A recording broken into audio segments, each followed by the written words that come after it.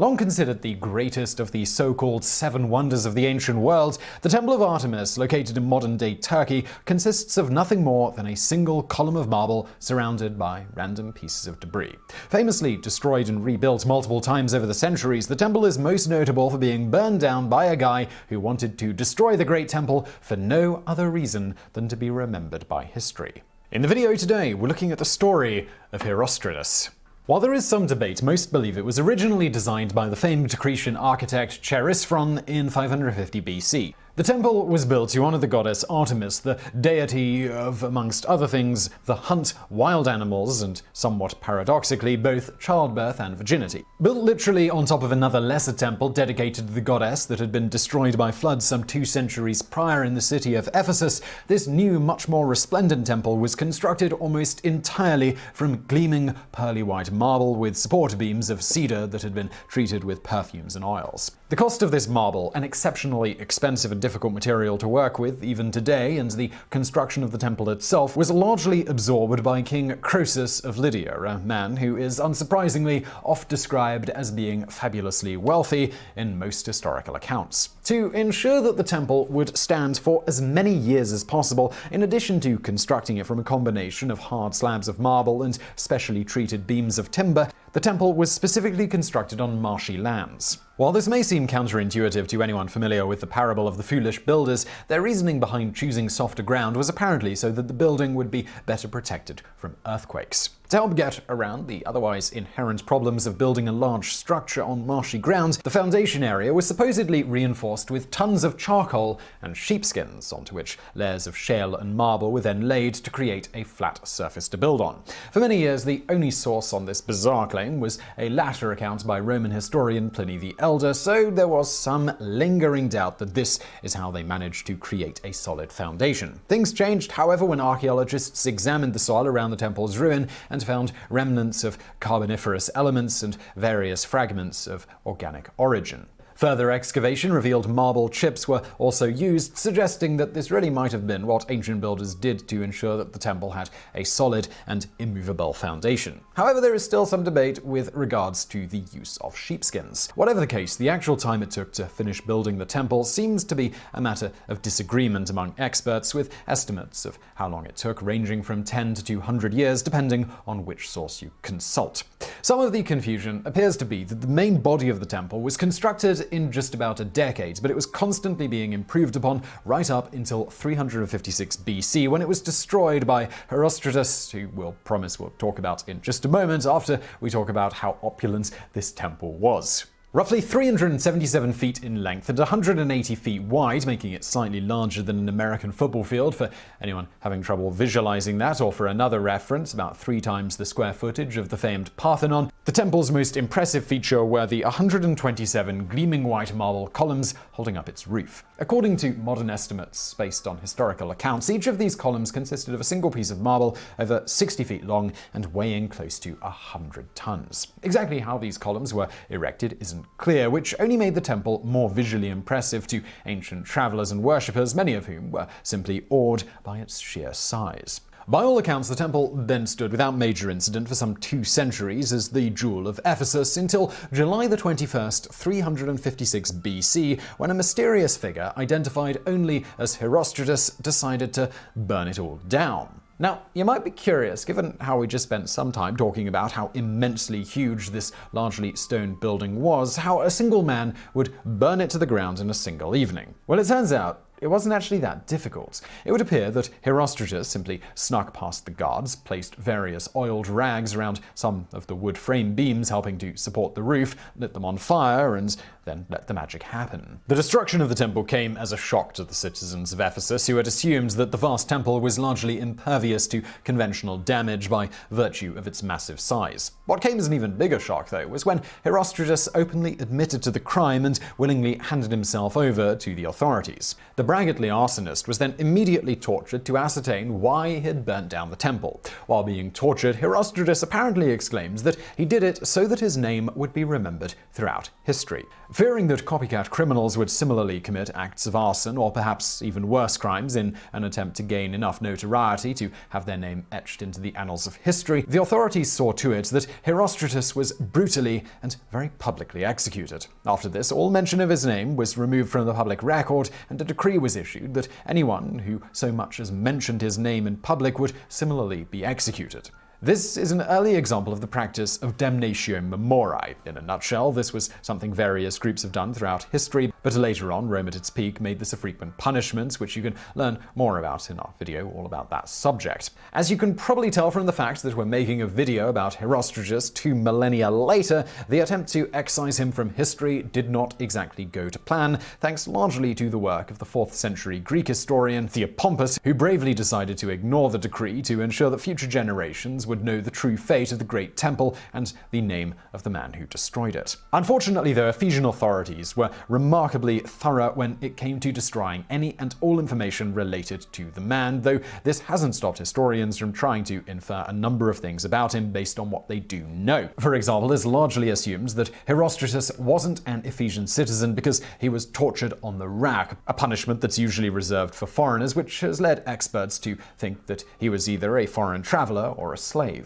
Of course, it could have also simply been that the level of outrage among the citizens of Ephesus over the destruction of their beloved temple was such that they may have treated his case especially brutally, regardless of whether or not he was a local citizen. So it should also probably be mentioned that some have hypothesized, including none other than Plutarch, that Herostratus may have got the idea to acquire a bit of fame in this way owing to the birth of Alexander the Great, who was supposedly born on the day that Herostratus burned down the temple. As Professor Gregory L. Ulmer states in The Legend of Herostratus, we may imagine then that on the evening in 356 BC, as Herostratus passed by the familiar temple, runners from the court of Philip of Macedon were announcing the birth of the prince for whom great things were prophesied. The thought of this child, born into all the advantages of life and predestined for glory, made Herostratus reflect despairingly on his own frustrated ambitions, made him rage against his anonymity, mortality, mediocrity.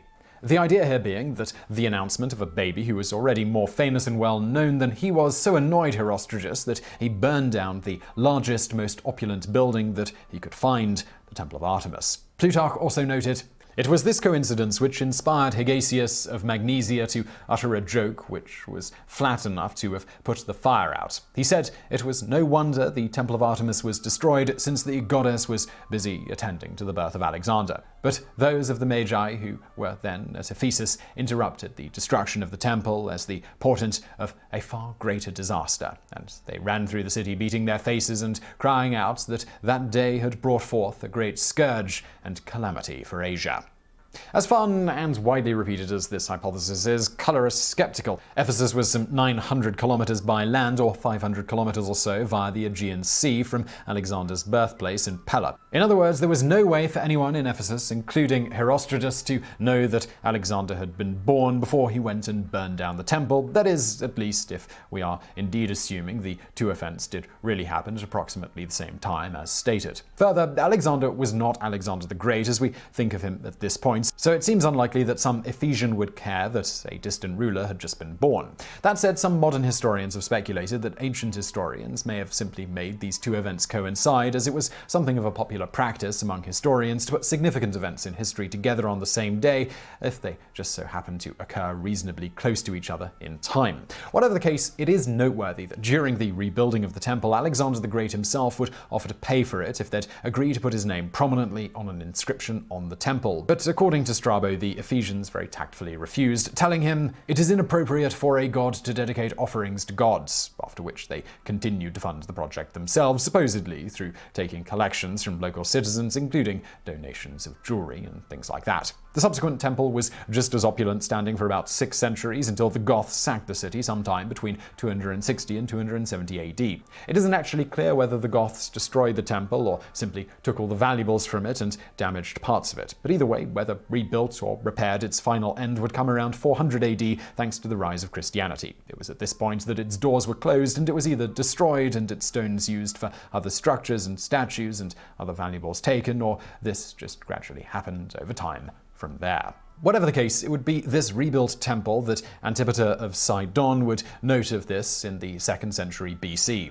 I have set eyes on the lofty wall of Babylon, on which is a road for chariots, and the statue of Zeus by the Alpheus, and the hanging gardens, and the colossal of the sun, and the huge labor of the high pyramids, and the vast tomb of Mausolus. But when I saw the house of Artemis that mounted to the clouds, those other marvels lost their brilliancy, and I said, Lo, apart from Olympus, the sun never looked on aught so grand. Philo of Byzantium in the 3rd century BC would further state of the temple of Artemis in Ephesus is the only house of the gods, for whoever examines it will believe that the gods exchanged the heavenly regions of immortality to have a place upon the earth.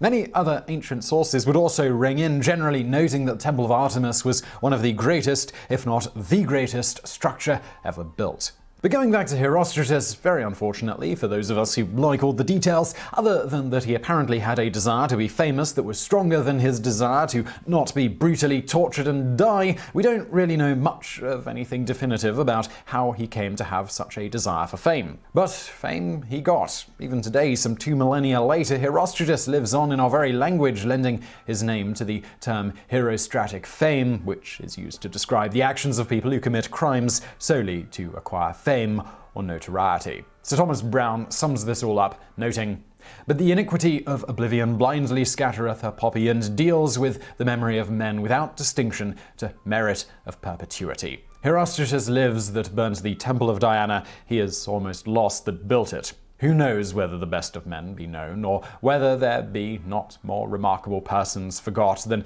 any that stand remembered in the known account of time.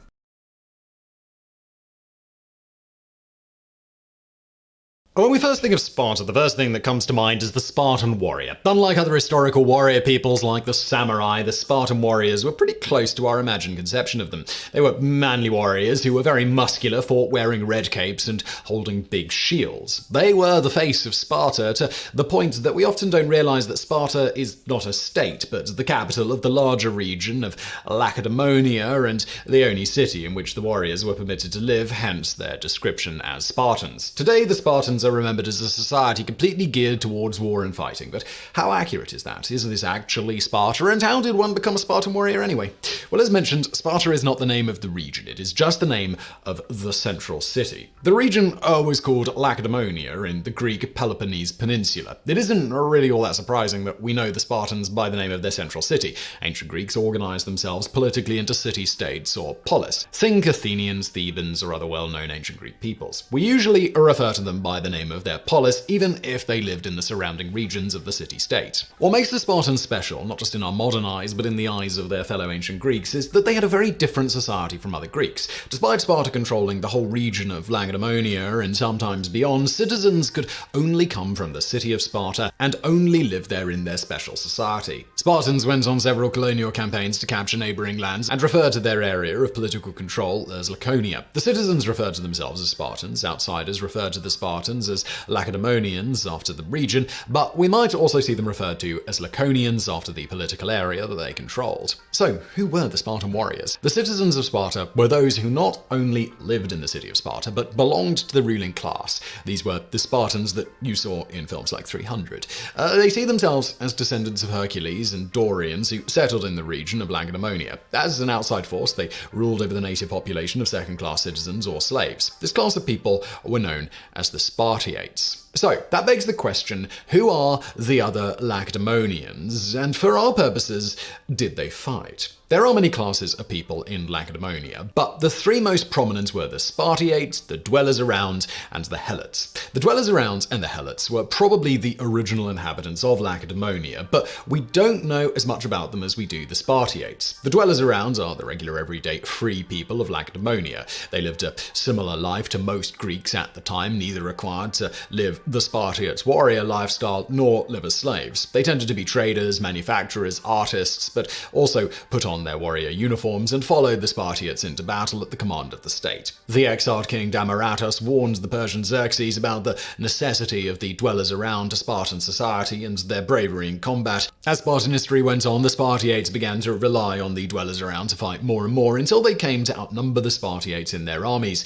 Even then, we don't know how dwellers around became warriors. Then you have the Helots. The Helots were a type of slave that comprised the majority of Lacedaemonia's population. Other than the Spartiates, the Helots are remembered mostly because of the intense level of class disparity between them and the Spartiates. By disparity, I mean the Spartiates were known to have abused and murdered Helots in a way that often shocked other slave-owning Greeks, to the point that the Spartans always feared an intervention by their rivals to support the Helots. As to what these slaves got up to, Helots supported their masters on campaigns and fought on the front lines. If all you know of Sparta is the movie 300, just know that there were Helots on that campaign and that they far outnumbered their 300 Spartiate masters. Spartiates always kept an eye on their Helots during campaigns, even changing camp formations so that they faced inward at camp rather than outwards. Because of past revolts that rocked Laconia, they never turned their back on their warrior slaves. There were other smaller and less significant groups in Lacedaemonian society, but the Spartiates, dwellers around, and Helots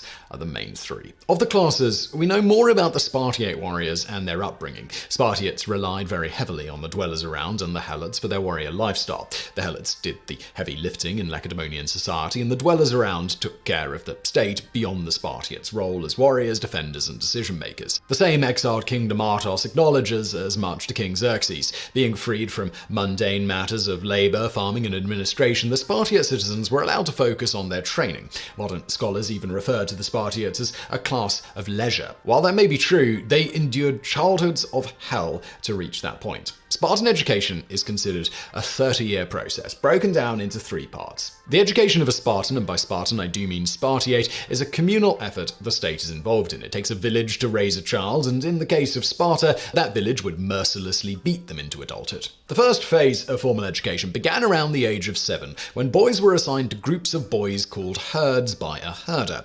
If the assigned herder was not present, any Spartan citizen could order the herd around if need be. The Spartans considered following the rules to be very important, and herders were usually accompanied by whip bearers who whipped the boys for any infraction. Further, if you were whipped as a Spartan child, you can expect your father to continue with a staff when you got home. If you broke a rule in front of another boy's father and he beat you, your father was also honor bound to beat you again when he heard of it. This can happen when the herder is absent and another father takes charge of the group, again going to show just how communal the raising of children was in the city of Sparta.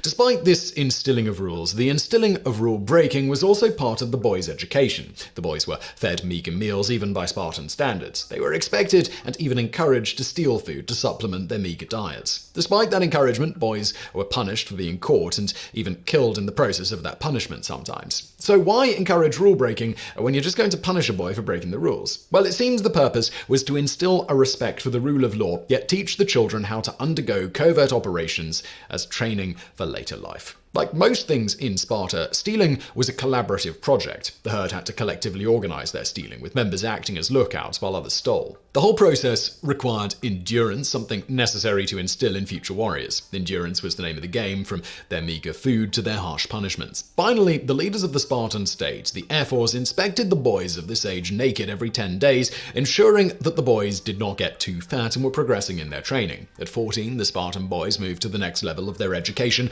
which got even harsher. But before we get into that, you might at this point be wondering who established this bizarre and brutal way of life for the Spartiates. The Spartiates cite a lawgiver king called Lycurgus. Today, scholars tend to agree that Lycurgus might have been mythical, and even the ancient Greeks could not nail down a time in which he ruled, although they didn't doubt his existence. Herodotus places Lycurgus in the middle of the 6th century and puts forward 2 stories as how he developed the Spartan way of life. He either received instructions from an oracle at Delphi or borrowed his system from Crete. Lycurgus may be a part of what is called the Spartan mirage. Spartans were very secretive, mischievous, guarded, and xenophobic people. This extended into their training, everyday lives, and conduct with other Greeks. They created this image of Sparta to hide their true activities and intentions, so that their enemies were always in the dark. Even aspects of their training and leisure activities, such as their ball games, were meant to hide their intentions, which is to train for combat. The Spartan mirage throws some of what we know about them into question, especially because so few of our sources are from Sparta.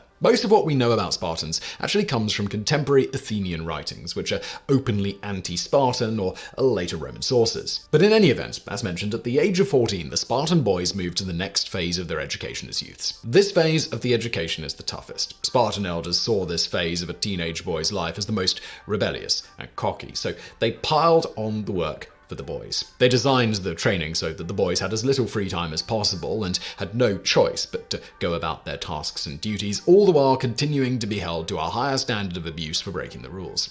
Youths also practiced the many sports and exercises for which the Spartans are known: wrestling, javelin and discus throwing, several types of running and sprinting races, equestrian sports if the youths came from rich families, and a group bare-knuckle boxing contest where the boys split into teams of 2 and tried to drive each other into a moat surrounding the battlefield. They also played a game called Battle Ball that required cooperation between teammates and brute strength, as it was similar to ball sports such as American football. Youths began to learn to read and write, but we don't know how. The Spartans didn't hire foreign or slave tutors to educate their children, but we do know that they did learn. We know this because we have records that Spartiates sent messages to each other and could make use of cryptography in the messages between various warriors and their commanders. The Spartiates seemed to enjoy a Spartan formal education to suit their elaborate and demanding physical education. Even elite Spartiates were not allowed to bring in tutors for their children, meaning that all Spartiates enjoyed the same state-level education. This lack of literary flourish didn't mean they were simpletons. While not too many Spartan works of literature came down to us, we do have other evidence of the Greeks' fondness for Spartan wit. Spartiates tended to speak directly and bluntly, to the point of being known for their one-liners. It wasn't just the men, but women who seemed to be known for their wit as well, since a large portion of surviving Spartan one-liners came from women. Speaking of women, it should be noted that girls had a very physical education as well. Unlike other Greeks who tended to heavily segregate the sexes and keep women at home, Spartan girls underwent an education that put them on par, at least within the bounds of their respective strengths, physically with the boys. Spartan girls would wrestle and race with the boys. The girls even competed in front of men in activities that other Greeks considered too sexual, whereas the Spartans didn't seem to mind. One such activity was an endurance competition that was kind of like skipping rope without the rope. The girls often participated in the same sports the boys did, such as throwing, running, wrestling, and even practiced dancing. On top of that, the Spartan girls went about dressed in clothing non-Spartan Greeks considered too revealing and immodest, with exposed thighs or even sometimes completely nude. This made Spartan girls much more athletic than their non-Spartan counterparts in most places in the world. The wisdom behind this was utilitarian. The Spartiates wanted healthy mothers and healthy fathers to bear healthy sons. The women had a role as mother and wife to make sure her son did his part as a warrior. There are even cases of women killing their warrior sons for cowardly behavior. Despite that, there is evidence to suggest that once a Spartan woman is married and gives birth, she is generally veiled and gender segregated, just like the rest of the Greek women. They did not fight in battles, but their function was to bear and raise the next generation of warriors for the Spartan state. It should be explained that the Spartiate men were organized socially into groups who ate together at a mess hall. They called this group either a men's club or friendship club, depending on the era. Spartiates dined in groups of 15 and contributed the food of the mess from their own properties. Youths were sometimes brought to the clubs to see how the adults are expected to act once they reach adulthood. Dining in these clubs was mandatory for all Spartiates. This communal experience was meant to strengthen the bond between warriors and even had democratic aspects to it, such as members having to vote in new members. Those new members were about ready to join at the age of 20. On this note, at 20, the Spartiates entered the next phase of their education as young men. They can now join a club, but are still forced to sleep in communal barracks rather than their own homes. They can take part in fighting and even qualify for the elite 300-member bodyguard corps of the king. Part of their training included a little understood and much debated ritual called cryptoi. Scholars can't seem to agree on what exactly took place during the cryptoi. Some believe the ritual involved searching for and slaughtering unsuspecting helots.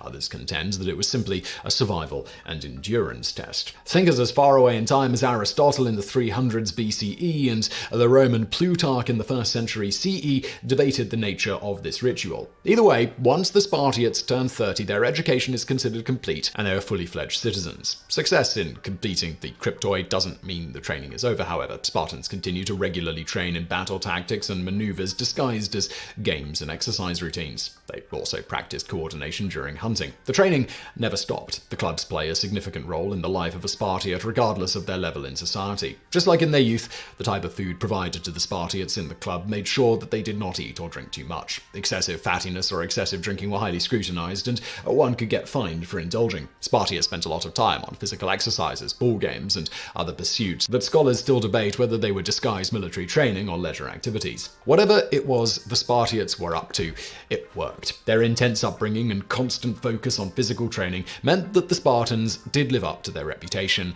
as fierce warriors. Whether they worked with other Greeks or fought them off, the Spartans were considered a formidable foe to their enemies. The Spartans themselves always prized their unique system for raising warriors and always kept an eye out for any threats to that system. It is important to note that all of this happened within and around the city of Sparta, which was just a tiny part of Lacedaemon. It took a village to raise a Spartan, and in this case, it was the village of Sparta itself.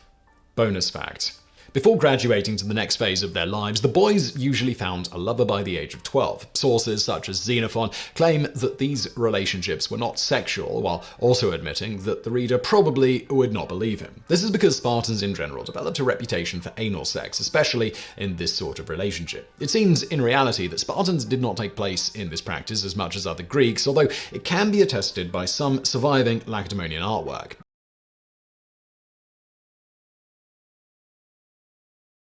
And let's get into it, because today we're answering a viewer question. Marlene K asks us, did Amazon women really ever exist? They are mentioned time and again by the ancient Greeks in both their history and mythology, going all the way back to around the 8th century BC. They were described as formidable warriors who were so dedicated to their craft that they cut off one breast to be better archers. They lived in female-only communities, taking male lovers only once a year, solely for the purpose of procreation. These ferocious, independent, goddess-worshipping women were called the Amazons. Their name has since been synonymous through the ages with warrior women in general, including a group supposedly living on the Amazon River in South America, who explorer Francisco de Orellana engaged in battle with. This led to the renaming of the river to Rio Amazonas. But did the formidable women who inspired the Greek legends and later archetype ever actually exist? Until fairly recently, it was believed that the Amazons were created from scratch by the patriarchal Greeks as a device to highlight things like the supposed inherent superiority of males. For example, in the myths, while the Amazons were frequently praised for their skills as warriors, they usually lost to the Greeks in the end. After all, Theseus made Antiope his concubine, and when her Amazon friends came to Athens to free her, they were defeated as well. However, in the early 1990s, archaeologists René Tiroli and Janine Davis Kimball independently discovered evidence that began to challenge the traditional beliefs about the Amazons. Later research by Stanford historian Adrienne Mayer would go on to use this and other evidence to rather convincingly argue that there really was a group of warrior women that inspired the legends. As to Roller and Davis Kimball's discoveries in the Ural steppes in a remote Russian outpost, they found the graves of over 1,000 warriors, almost one-third of which were women. For example, one grave contained the remnants of a woman holding a baby to her breast. Nothing odd there, but her finger bones left evidence that she was indeed at the least a skilled archer. You see, these bones were worn from bow pulling. She was also buried with a dagger and a quiver filled with bronze-tipped arrows. As for the women in general, much like the legendary Amazonians, they were extremely tall for the era, with an average height of around 5 feet 6 inches, 1.68 meters. On top of that, some of the women were also bow-legged, similar to the men of the region, an artifact of their frequent and lengthy periods of horseback riding. Further, they were often buried dressed for battle. On top of that, much like the previous example, they were also generally buried with various weapons, such as bows and arrows, as well as sometimes things like swords, daggers, spears, and forms of armor. As Mayer states, more than 1,000 ancient Scythian kurgans, or burial mounds, have been excavated, containing skeletons and weapons. Archaeologists had previously assumed that weapons could only belong to male warriors. But modern DNA analysis so far has revealed that about 300 skeletons buried with weapons belong to females ranging in age from 10 to 45, and more are being found every year. The women's skeletons show battle injuries, ribs slashed by swords, skulls bashed by battle axes, and arrows embedded in bones. So, Who were they, and what is their potential connection to the Amazon legends? It was determined that these women had been Scythian, the horse-riding people named by the 5th century historian Herodotus as descendants of the Amazons. Of course, this group definitely had men around, so how was this accounted for by Herodotus? He reported a group of captured Amazons managed to free themselves and killed off the Greeks on the ship they were being transported on. Not knowing how to sail, they ended up running the ship aground, at which point they encountered the Scythians. One thing led to another, and some of the Amazon women became the wives of some of the Scythian men. This new group became nomads, traveling northeast until they reached the steppes, where they began a new group known as the Sarmatians. Herodotus wrote, "The women of Sarmatii have continued from that day to the present to observe their ancient customs, frequently hunting on horseback with their husbands, in war taking the field, and wearing the very same dress as the men. Their marriage law lays it down that no girl shall wed until she has killed a man in battle." As for a more modern scholar's account of this group, Mayer states, "They were tribes of nomads of the steppes. They roamed the vast territory of the region known in antiquity as Scythia. That was a land stretching from the Black Sea all the way east to Mongolia. These were fierce, warlike tribes. They were the first people to domesticate and then ride horses, and they perfected the invention of the recurved bow. So their lives centered on horses and archery. And they taught boys and girls how to ride and shoot from childhood so that everyone in the tribe could hunt and defend the tribe. A female mounted archer could be as fast and as deadly as a male, so women hunted and fought alongside men using the same weapons. The harsh landscape and their nomadic lifestyle created its own form of equality. This amazed the ancient Greeks, whose women led restricted indoor lives." Mayer also argues these likely weren't just the descendants of some group that inspired the Amazon legends, but actually potentially were the inspiration for many of the legends themselves, as this group dates back to about the 8th century BC, around the time the first mention of the Amazonian warrior woman popped up. She further states, "Their tattoos of deer and geometric designs resemble the tattoos and patterns on Amazons depicted in ancient Greek vase paintings. On top of that, early depictions of Amazons showed them with Greek weapons and armor, but in later representations they wielded bows and battle axes, rode horses, and wore pointed caps and patterned trousers, characteristic of steppe nomads." She sums up, "A wealth of archaeological discoveries showed that there were women who behaved like Amazons, who wore the same clothes, who used weapons, who rode horses, and who lived at the same time as the ancient Greeks."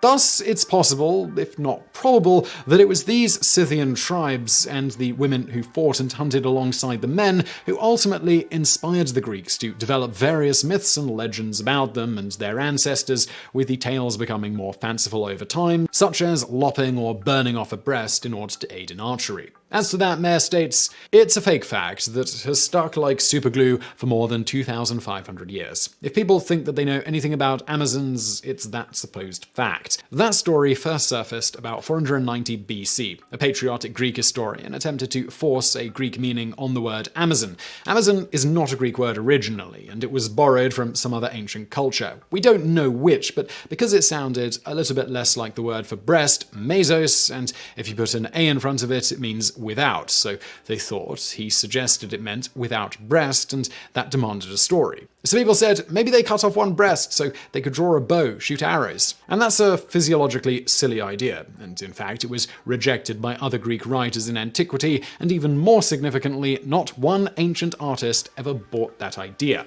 All Amazons in Greek and Roman art are double-breasted, and anyone who practices archery knows that breasts are not a hindrance. And let's get into the bonus facts. Another common archery-related myth is that flipping someone off, meaning F you, came about from archers showing that they still had their middle fingers and could draw a bow. Unfortunately for those repeating this little factoid, not only is there no evidence of this whatsoever, but we actually know definitively that this is not where the practice of flipping people off came from. So, where did it first pop up? It turns out that this gesture has been around for well over 2,000 years, including having various similar connotations as it has today, going all the way back to the first references of it. Unsurprisingly, once you stop and think about versions of this expression's meaning, extending the middle finger simply represents the phallus, with it perhaps natural enough that our forebears chose their longest finger to symbolically represent man's favorite digit. However, there are some cultures that instead chose the thumb, seeming to prefer to have their girth rather than their length represented. It's also been speculated that perhaps people noticed that the curled fingers, or balled fist in the case of the thumb, made for a good representation of the testicles. Either way, given the symbolism here, it's no surprise that the expression has more or less always seemed to have meant something akin to you in some form or another, sometimes literally. For example, in ancient Greece, beyond being a general insult, in some cases there seems to be a specific implication from the insult that the person the gesture was directed at liked to take it up the bum. In the case of men, despite male-on-male loving being widely accepted in the culture at the time, there was still potentially negative connotations with regards to one's manliness when functioning as the bottom in such a rendezvous, particularly the bottom for someone of a lower social standing. Moving on to an early specific example, we have Aristophanes, 423 BC, The Clouds. In it, a character known as Strepsiades, tired of Socrates' pontificating, decides to flip off the famous philosopher. It goes like this. Socrates says, well, to begin with, they'll make you elegant in company and you'll recognize the different rhythms, the Enoplian and the dactylic, which is like a digit. Strepsiades, like a digit? By God, that's something I do know. Socrates, then tell me. Strepsiades, when I was a lad, a digit meant this. Strepsiades sticks his middle finger straight up Socrates' nose. In the 3rd century AD, Lives of the Eminent Philosophers, we also have this reference of a supposed incident that occurred in the 4th century BC concerning famed orator Demosthenes and philosopher Diogenes. Diogenes once found Demosthenes the orator lunching at an inn, and when he retired within, Diogenes said, all the more you will be inside the tavern. When some strangers expressed a wish to see Demosthenes, Diogenes stretched out his middle finger and said, there goes the demagogue of Athens. No doubt water was needed to put out the fire created by that wicked burn. From then all the way until now, this gesture has endured with this same general meaning and at no point seeming to have anything specifically to do with archery.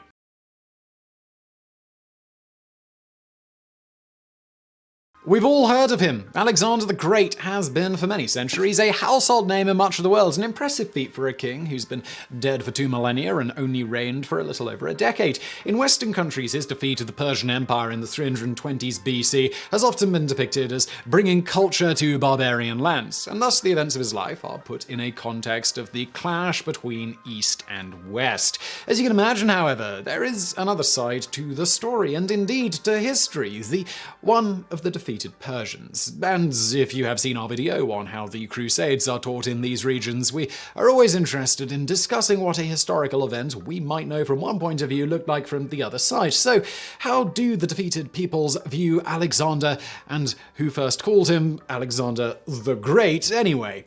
To begin with, a little background to his greatness. As King Alexander III of Macedon, Alexander ruled from 336 to 323 BC. He was born as the son of King Philip II, came into power when he was 20 years old and died 13 years later as a living legend, undefeated in battle but brought to heel only by an unidentified sickness. During his short reign, he managed the unthinkable. Not only did he secure the unity of the Greek nations under his banner, but he also went on to begin a streak of conquest so successful the world would arguably never see their like again, though certainly not for lack of try. In fact, despite many anecdotes highlighting different aspects of his character, such as cutting the unsolvable Gordian knot, Alexander must be best known for being a major role model for a huge number of significant historical figures that came after him. Not just admired after death, generally the first in line of battle, he was reportedly loved by the soldiers and heralded as an example of excellent leadership. From his practice of literally leading his men into battle, unsurprisingly, he was almost killed countless times and regularly got injured trying to imitate his personal hero, Achilles. One One of the many examples of this comes from the siege of a Malian city along the Indus River in the winter of 325, when Alexander grabbed a ladder and led his men up it himself. The ladder broke and he found himself alone on top of a wall. Instead of jumping back down to safety, he dove inside the city with only 2 comrades. Somehow he survived the ordeal, walking away with nothing but an arrow in the chest, although that sounds fairly terrible. Naturally, his comrades and even his enemies were impressed at his boldness and courage. For his people, who had their entire world established around the shores of the East Mediterranean, the experience of reaching lands previously unheard of up to the Indus River seemed like a mythical experience happening in their lifetime. The very fact that Alexander's military achievements surpassed anything the Greeks had hitherto known also made a big difference in propelling him to godhood. This went right down to performing miracles, like reports of the sea retreating to let him pass near Phaselis, or being greeted as the son of Ammon Zeus by priests in Egypt. In other instances, he was shown to even surpass other gods, for example during the attack on the Ormus fortress that, according to legend, even Hercules could not conquer. The worship of Alexander is a complex phenomenon. Although it was based on an existing tradition, it still differs from both his immediate predecessors and later developments. His cult was established in many cities in Asia Minor, probably already during his campaign in response to his achievements and his benefactions. An important difference from the cult of both earlier mortals and of later kings is the wide diffusion, popularity, and persistence of Alexander's worship, which in some places lasted until the Christian era. Moving on from his boldness, Alexander was also a savvy politician. The attack on the Persians was strongly portrayed as just vengeance of the Greek peoples, of whom Alexander was declaring himself leader in response to the Persian attacks of Xerxes and Darius against Greece 150 years earlier. These were the Persian Wars of 490 to 479 BC, with the whole big fuss about a marathon and "this is Sparta," which were very traumatizing for the Greek subconscious. Thus, by getting revenge for this, he helped unite these groups under his banner. Alexander's revenge policy culminated in perhaps the most hideous act Alexander the Great committed during his illustrious career, a deed he allegedly regretted after the fact, namely the burning of Persepolis, the symbolic capital and sacred ground of the Persian kings. By ancient historians, it was regarded as a political act, a sort of mission-accomplished move in direct, vengeful parallel to the burning of Athens by Xerxes in 480 BC. In an effort to remove the blame from Alexander, some also accuse an Athenian girl of having proposed this during the feast, with the troops burning the ancient city under the influence of alcohol, and with sobriety came Alexander's regret. Of course, it is very convenient that gold and other valuables were removed from the city first in a very orderly, non-drunken fashion, in preparation for the destruction. Another thing to chalk up to earning the Great moniker was his pivotal role in the formation of the so-called Hellenistic world, which now consisted of all of the Eastern Mediterranean, including Israel and Syria. These regions, although holding on to their traditional values, the Maccabees participated in the new Greek and later Roman civilization and helped in the distribution of historically significant ideas and even religion, unsurprisingly conquering the known and partially unknown world in a series of victories that stretched from the Danube to the Punjab and the Indus River without being defeated once, all the while living life to the fullest, fighting by day and partying at night until his sudden death, all between the age of 20 and 33, won him the epithet the Great. However, it wasn't the Greeks that came up with the moniker, but the Romans, as the first known historian to call him that was Quintus Curtius Rufus, a 1st century AD historian. And the earliest mention we have of Alexander Magnus, the Great in Latin, is in a play written by Titus Marcius Plautus around 200 BC, so more than 100 years after the death of Alexander. But the name stuck, and it is an indicator of the Alexander hype having reached the young and growing Roman Empire. On that note, many historically significant imitators came after, such as Roman general Pompey the Great, who not only adopted the same epithet, Magnus, but also Alexander's hairdo. He also imitated Alexander in other aspects of his life, such as the friendly attitude towards his subordinates, or his habit of naming cities after himself, a fact still visible in places like Pamplona, Spain, which comes from Pompeiopolis, the camp of Pompeius during the civil war against Sartorius around 75 BC. In his biography of Caesar, Plutarch also states that when Caesar was reading from the history of Alexander, he burst into tears, realizing he could never accomplish what Alexander had accomplished by the age of 33. Moving on from there, Octavian, the future first emperor Augustus, visited Alexandria in 31 BC after defeating Cleopatra. There, Suetonius informs us, he made a great deal out of honoring Alexander's grave by reverently placing a golden crown there. When his guides asked him if he would like to view other important tombs of the Ptolemies, the last pharaohs, he abruptly dismissed the suggestion by saying that he came because he wanted to see a king,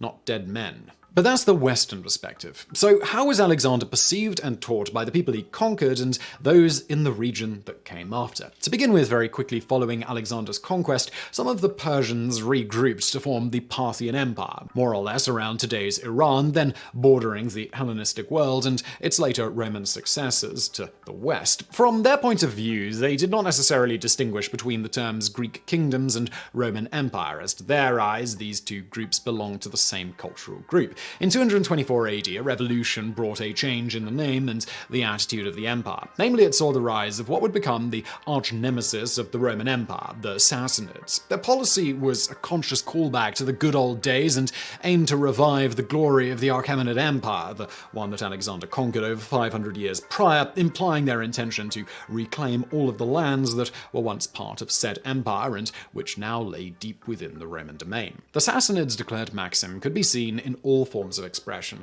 as a renaissance of Achaemenid art and style. Even archaism in language was all around. To understand this anachronistic tendency, imagine an English person walking around downtown Manhattan in colonial clothes and speaking Shakespearean English. He's either a history geek cosplayer or he's up to something. Now imagine a whole culture doing this. Some of the things the Sassanids revived would remain very important elements in Eastern symbols, such as the crescent moon and star, then reappearing on coins and monuments as elements of the Sassanid king's crown. A common theme that emerged was the valuable centers of their religion were destroyed by the troops of Alexander the Great. Tales of Alexander paying respects to the founder of the Achaemenids, King Cyrus, or other noble behavior meant little for the Magi, the Zoroastrian priesthood, for whom the destruction was nothing short of a calamity.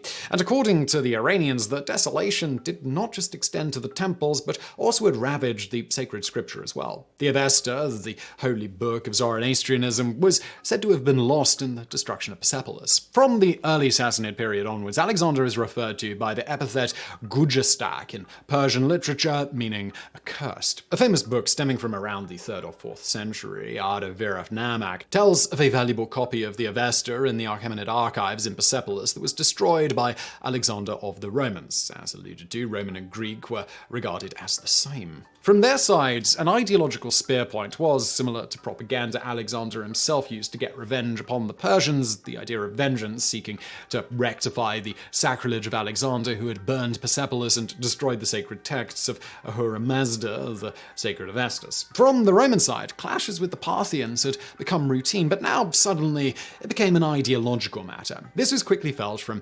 Ardashir and Shapur, the first two rulers of the Sassanids, infamous to the Romans as a constant threat. They even managed to capture the Roman Emperor Valerian in 260 AD, who thus became the first Roman emperor to be taken as a prisoner of war, causing shockwaves in the Roman world. All of this came with an unexpected benefit, however. In early medieval times, many works of literature and science were lost due to the decayed interest in things that were not purely about praising the emperor or dealing with religious matters. The main way much of the ancient knowledge was saved was a trend of translating Latin and Greek authors to Middle Persian and later into Arabic. The beginning of this trend had a surprising link to the propaganda against Alexander the Great. A first systematic interest in translations of works of scientists and philosophers in the Middle East can be traced back to the time of the Sassanid Persian Empire. The Sassanid ideology up to the 6th century AD emphasized the superiority of the Persian tradition and explained the advances of other rival states, such as the East Roman Empire, Byzantium, as knowledge scattered from ancient Persia. Namely, they accused Alexander the Great of stealing the ancient Persian knowledge from the palatial library, where the sacred books were kept, to later benefit of the Greeks. This rhetoric was linked with the ties that the Sassanids tried to form to Achaemenid Persia and was used politically during the constant conflicts with the Roman and Byzantium empires. This way, the Sassanids saw themselves as guardians of the ancient knowledge that was returning from Roman territory to the Middle East, where, according to their view, it had initially originated. Thus, a nationalistic propaganda that actually saved books for a change. This transfer often happens in the form of books brought by Nestorian refugees these former citizens of the Roman and Byzantium Empire who established schools for the Sassanid Persian Empire, for example, in Jundishapur, where they were involved mainly in medicine but also dealt with other philosophical subjects. This trend would continue later by the Arabic-speaking Abbasid dynasties.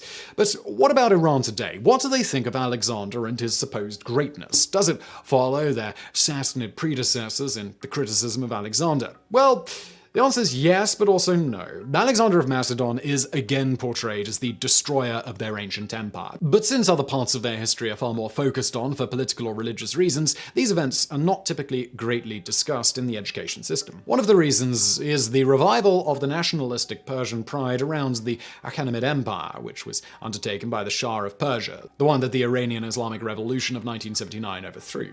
In 967, he had taken the title Shah, or King of Kings, that the ancient Persian kings had carried before. As part of his efforts to modernize Iran and give the Iranian people a non-Islamic identity, he began the effort to celebrate Iranian history before the Arab conquest. An effort culminating in the celebrations at Persepolis in 1971 for the 2500th anniversary of the coronation of Cyrus the Great, the first Achaemenid king. This celebration was criticized by Khomeini and his followers, who would later found the Islamic Republic and who called it the Devil's Festival. So in the end here, it's not like the Achaemenid Empire has disappeared from the national identity, far from it, but it is not necessarily in the foreground, as the Islamic Republic has other things that they want to focus on. More specifically, in the modern Iranian standard school books, Alexander does appear somewhat prominently in 3 subjects. The first reference comes from the social studies textbook taught in primary years, which includes the discussion of Iran's historical sites, including Persepolis. Alexander's successes in Persia and the dissemination of Greek customs and language are mentioned, but the expedition itself, its battles, or even the burning of Persepolis is completely missing. In the 7th grade, so concerning around 12-year-olds, the Persian Empire is presented analytically, and so is the invasion of Greece, but no mention is given to the burning of Athens. Here, the invasion of Alexander is described in some detail. It is similarly treated within the 4th grade of secondary education, age 15. As Fatima Faridi Majid noted, in all, the Iranian books do not report the destructions in Greece, such as the burning of Athens, although they admit the weaknesses of the Achaemenids, to which they ascribe Alexander's conquests, and also mention the burning of Persepolis and other cities more than once. For Iranians, the Persian Wars and Alexander's conquest of Persia are generally seen as short interludes in their long, turbulent history. Therefore, Alexander's deeds are seen as an act of foreign infiltration, but it is not as big an issue as, say, the Crusades. As other issues have become prevalent, it is no longer as important as it was for their ancestors, the Sassanids. Of course, the negative depictions are not necessarily representative of the Alexander tradition, as he was integrated into myths and legends of various people as a semi-mythical king or personality. Even so, even in Persia, the mythical aspect prevailed. This is best seen in the Persian 11th century poet Farruki Sistani in the introduction of some Alexander stories. It reads, "The act of Sikander, Alexander, the tale of his exploits and where he went, have so much been heard by men wide and far, his story now is known to all by heart." As Mendeghi in a 2019 article mentions, to give an example of the popularity of Alexander's story in the Persian tradition, it is worth mentioning that in Kakwani's 12th century divans and Farruki's and Unshuri's 11th century divans alone, Alexander and his deeds are mentioned more than 30 times. One of the most important works of literature of the Persian language, the 11th century epic Shahnameh, the Book of Kings by Ferdowsi, includes Alexander in a line of legitimate Persian shahs, a mythical figure who explored the far reaches of the world in search for the fountain of youth. The trend of connecting mythical elements with Alexander began soon after his death. One such example is when Lysander, a general of his, heard a story in his late years that Alexander had met with the queen of the Amazons. He ironically answered, "And where was I during this?" Contemporary philosophers noticed the increasing mythical elements of the historical occurrences of Alexander in both high and popular literature. Some were smart enough to recognize that they were witnessing the birth of legends and future myths. One of these was the philosopher Euhemerus, who asserted that the origin of the Greek gods was likely similar, and that must have been kings or benefactors to the people who had thus earned a claim to the veneration of their subjects. His most extreme example was that of the highest Greek god Zeus, who was originally a king of Crete who had been a great conqueror. This rationalizing method of interpretation is named after the philosopher and is now known as euhemerism and is considered one of the first schools of atheism. In the end, Alexander the Great does, in many ways, live up to his epithet as the prime example of how a historical personality can inspire numerous generations across several cultures and, in the end, continued to change history in significant ways long after his death, owing to his many imitators who sought to mimic and outdo their idol.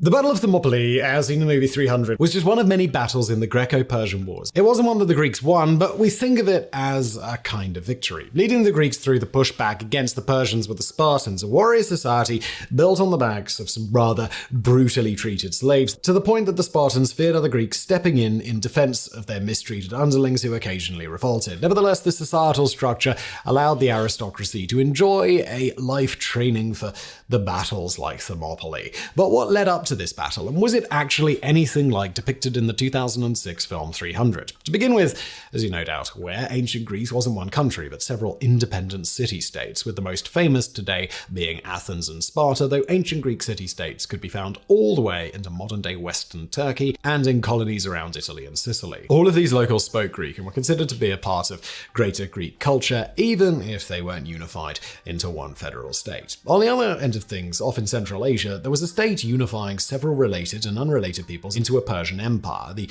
Achaemenid Empire, founded by Cyrus the Great in 550 BCE, which at its height contained 2/5 of all humans within its borders. Its eastern territory stretched to modern-day Pakistan and the Aral Sea, while its western territory stretched to Egypt, Thrace, and Macedon. This empire also conquered the Kingdom of Lydia, which previously conquered the Ionian Greek city-states in 547 BCE. As to how they managed this vast empire, the Achaemenids were masters of infrastructure, logistics, and long-range communication. They enabled them, among other things, to successfully consolidate their rule over the Ionian Greeks and helped keep the Greeks divided. To further help manage things, Cyrus and his predecessors installed tyrants to rule over the Ionian city-states. Important to note here is that tyrants meant something very different for the ancient Greeks than it does for us today. It didn't have that ring of authoritarian and unpopular rule. In fact, usually tyrants returned power to ordinary residents of the city-state and away from the aristocrats of the region. Sometimes they even advocated for democratic reform to broaden enfranchisement. In any event, the tyrant of the Ionian city-state of Miletus was a man named Aristagoras, who embarked on a failed invasion of the Greek islands of Naxos with Persian support. On the way, he got into a fight with his Persian handler, as you do. Ultimately, Aristagoras managed to alienate himself from Persian support and his power base in Miletus. To save face, he tried to incite support among the other Ionian city-states to revolt and embarked to Sparta and then to Athens to convince them to support the revolution. Sparta refused, but Athens agreed to send 20 ships to help out. Ultimately, the revolt was not successful, but this all turned Cyrus's later successor Darius's eye toward the other Greek city-states, especially Athens. On this one, Darius demanded symbolic gifts of water and soil from the Greek city-states as a sign of submission. As you probably guessed from the fact that we're about to talk about a major war between these peoples, Sparta and Athens refused to do this, with the Athenians kicking the Persian messengers down a ravine that was used for executing prisoners. The Spartans did something similar, although would later apologize for this act against the messengers. To try and make up for it, the Spartans even sent 2 individuals to be executed as a token offering, though their lives were ultimately spared, with the offering deemed insufficient for the slight. In any event, ultimately Darius responded to the Athenian and Spartan refusals to submit by sending a conquering fleet to siege the islands leading to Athens. With the help of an exiled Athenian politician, he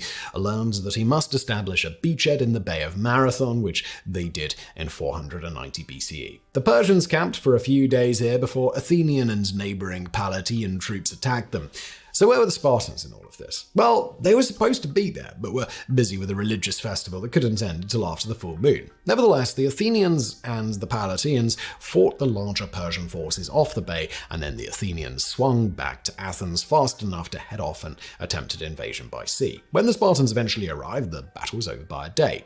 While this was a significant victory for the Greeks, in the process of preparing for a beachhead, the Persians had conquered several islands in the Aegean, giving them control over the sea in the region. Fortunately for the Greeks, however, Darius's empire was very large, and as much as the Greeks may seem important to us today, they were not the main concern for Darius once the Egyptians began revolting, with Darius ultimately dying while planning to put down the revolt. His son Xerxes succeeded him in 484. Another revolt, this time in Babylon, kept Xerxes busy until 481, but this was only a calm in the storm for the Greeks, and Xerxes had not forgotten about their disrespect and the shameful loss at Marathon. And so it was that when he was able to finally focus on the Greeks, Xerxes really focused on the Greeks, this time intent on crushing them completely. He assembled a massive army comprised of peoples and animals from all over his empire. He also intended to lead them himself into Greece.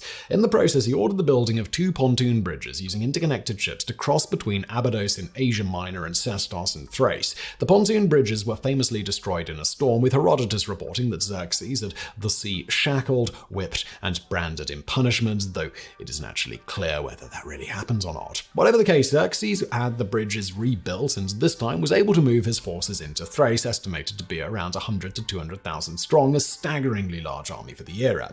Noteworthy here is that Herodotus famously put Xerxes' army in the millions, but historians generally discount this number as an exaggeration.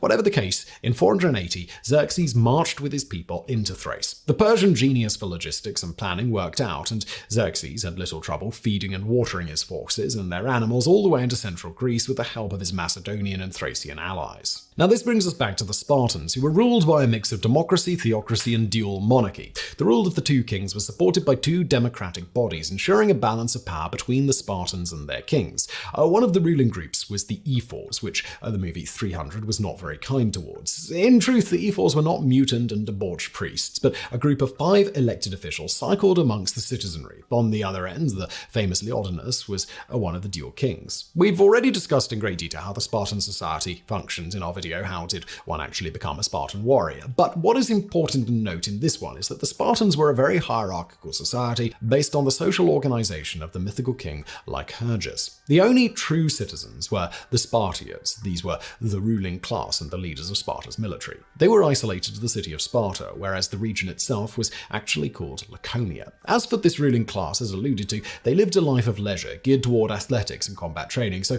they were always ready for battle. Below them were the majority of Laconians, the free dwellers around, and the slave helots. Both of these groups also saw combat alongside the Spartiates, though little is spoken of them today in popular media. As also previously alluded to, it is noteworthy that the helots were treated much more harshly by the Spartiates than most other Greeks tended to treat their slaves, possibly even having a festival where young Spartiates would sneak off into the night to murder helots. Unsurprisingly, from this, the Helots occasionally revolted against the Spartiates, which presumably didn't exactly improve their treatment, and notably also kept the Spartiates suspicious of them. On top of this, most other Greeks found the Spartans' mistreatment of the Helots extremely troubling, and the Spartans feared outside intervention into their affairs by other Greeks on behalf of the mistreated Helots. However, given the Spartans were the good guys in the movie 300, it is perhaps unsurprising that one major difference between the movie 300 and real life is that the movie does not portray the Helots and dwellers around, who, by the way, not only bled and died at Thermopylae, but vastly outnumbered the 300 Spartans in the Battle of Thermopylae. Naturally, their inclusion would have made the movie's portrayal of Sparta much more complicated, especially having to explain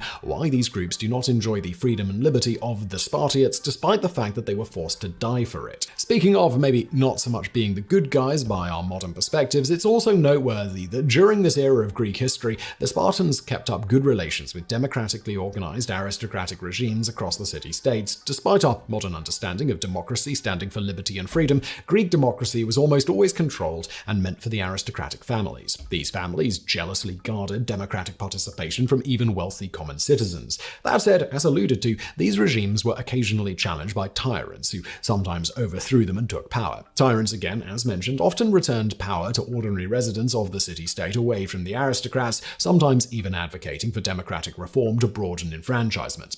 Given the power structure among the Spartans, it should come as no surprise that it was Spartan foreign policy to depose the tyrants and democratic reformers in order to return power to the aristocracy of foreign city-states. This happened in Athens in 507 when Sparta attempted to remove the reformer Cleisthenes. On this one, however, the people successfully forced the Spartans away. Nevertheless, for the purposes of Xerxes' invasion, Spartan foreign policy in these matters around this time in support of other aristocratic leaders meant that it was relatively easy to organize a force against the Persians under Spartan leadership, although the Spartans' track record did isolate some rivals and neighbors such as the Argives. Other city-states were either allied with the Persians or were busy with other conflicts around Italy and Carthage. The allies that ultimately did band together formed a league of sorts that historians call the Hellenic League, but it was by no means a unified Greece, and even amongst themselves they had a bit of trouble getting on the same page about where to allocate their resources and where to stand their ground, owing to the league city-states being spread across very different parts of Greece. In short, not all points could easily be defended, and nobody wanted to send the bulks of their armies too far from their respective homes. Further, leading up to Thermopylae under Sparta,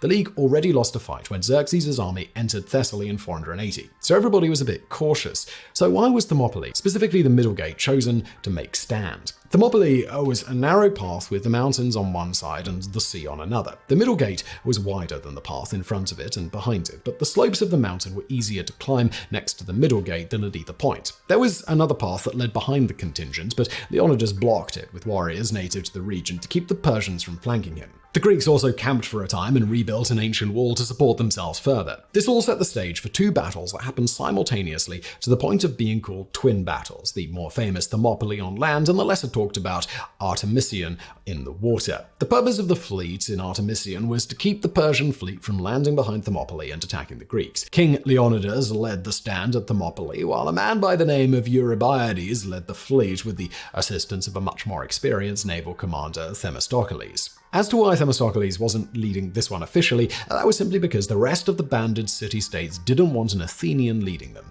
For his battle, Leonidas chose 300 soldiers who had sons who could replace them if they were killed, and after a religious festival set out for Thermopylae. But this, contrary to what is depicted, was not all he brought. Leonidas' actual number of soldiers was in the ballpark of 8,000 warriors. Again, the dwellers around and helots and the like vastly outnumbered the Spartans, despite in popular history the Spartan warriors getting all of the credit. As for Eurybiades, for his supporting fight, he was at the head of 271 ships. Now, while bringing a massively larger number than just 300 soldiers, the 8,000 or so was still minuscule compared to the army attacking. As to why so few here, at the time many Greeks were observing different religious festivals, like the festival of Carnea for the Spartans and the Olympic festival for the other Greeks. The movie 300 takes a strange stance against Greek religion, but Leonidas and much of Sparta were well regarded for being more pious than other Greeks. Leonidas himself respected oracles to the point that he accepted his later death due to an oracle predicting he would either die or Sparta would be captured. That said, some historians think these festivals' excuses were actually just a cover for the Greeks' own uncertainty about the League, and that the city-states wanted to hedge their bets and keep the majority of their forces closer to their respective homes. Whatever the case, when the two forces initially faced one another, no action happened for the first 5 days. Ultimately, Persian spies observed that the Greeks, specifically the Spartans, were just lounging about during this time, combing their long and luxurious hair. On this one, traditionally, Spartans wore their hair long as a sort of flex against their enemies and took exceptionally good care of it. It was at this point that Xerxes sent men from two different nations against the Greeks, which they were able to fight off with few casualties. Next, Xerxes sent the Immortals to fight, with the name supposedly referencing that when one man would fall, another would be assigned immediately to take his place in the force, such that it never diminished in number. Whatever the case here, these were the Persian king's crack bodyguards, which numbered between 10 to 15,000 men and were drawn from Persian nobility and from the nobility of nations culturally close to the Persians. Unfortunately for these troops, this wave of Immortals was at a disadvantage because their spears were shorter than the Greeks. Noteworthy here is that the Greeks did indeed push some of them into the waters off the cliff of Thermopylae as depicted in the film. Another relatively accurate thing was that, although probably not a deformed person like in the movie, the traitor Iliad did exist, and he informed the Persians of the pass that led behind the Greeks. The Persians were thus able to push through the natives who guarded it and successfully flank the Greek forces. Before they were flanked, however, Leonidas held a council where many of the Greeks wanted to disband and return to their homes. It's debated who left and who stayed at this point, but Leonidas seems to have disbanded most of the Greeks except for his own people, who were comprised of the surviving among the original 300 Spartans, along with untold numbers of dwellers around and helots, 700 Thespians and Theban hostages who were there against their will. As for the Spartans' decision not to retreat in the face of sure defeat, they had a very strict ethos about cowardice. If a Spartiate was branded a coward, he was essentially demoted to a type of pariah called a trembler. So great was the fear of being branded a coward that there are references to mothers beating their adult Spartiate sons to death for turning their backs on their comrades. Thus, Leonidas was probably holding to this ethos in his decision to send back the other Greeks, but make his last stand with his fellow Spartans and support force who weren't given a choice. Ultimately, so vastly outnumbered, Leonidas did indeed die during this battle, and the Greeks and Persians fought over his corpse several times before the battle was over. However, in the end, all the Laconians and Thespians died in the battle, while the Thebians begged Xerxes to recognize that they were held as captives and their loyalty belonged to him, an act he also treated as a sham. A famous epitaph was later written that commemorated all the Greeks that fought there, with a section for the Spartans with the famous line, "Stranger, go tell the Spartans that we died here, obedient to our laws." On the other end of things, the Battle of Artemisium didn't fare much better for the Greeks. Before the battle began, a storm did destroy some of the Persian ships, but the Greeks lost anyway. After Thermopylae, Xerxes captured Athens and destroyed it, at which point it looked like all of Greece was about to be conquered by Xerxes. That is until the Battle of Salamis. Though worthy on this one, unlike Leonidas, Eurybiades survived the previous battle that he led and ultimately commanded the battle at the Straits of Salamis against Xerxes' fleet. In this one, the Greeks won, and it was a major turning point in the war. These two battles are the subject of 300 sequels, 300 Rise of an Empire. The movie is framed as a story told by a survivor of Thermopylae to the Greeks before the Battle of Plataea. He is based on a real survivor of the battle, Aristodemus. Aristodemus had an eye disease that kept him from participating, and Leonidas did order him back, but he was not well received in Sparta when he arrived, being treated with disgust for being deemed a coward for leaving. That said, Aristodemus ultimately died in the Battle of Plataea, heroically enough to redeem his name in Sparta. This battle took place in 479 and was another victory for the Greeks. From there, they recaptured Athens, battled the rest of the Persian navy at Mycale, and were able to repel them back to Asia Minor. Thermopylae, Artemisium, Salamis, Plataea, and Mycale are considered the 5 major battles of the Second Greco-Persian Wars for most historians. After this, the Spartans withdrew from the rest of the war, and Athens led a newly constituted Delian League in a revenge against the Persians, attacking Persian targets in the Mediterranean. The final battle of this war was in Salamis in Cyprus.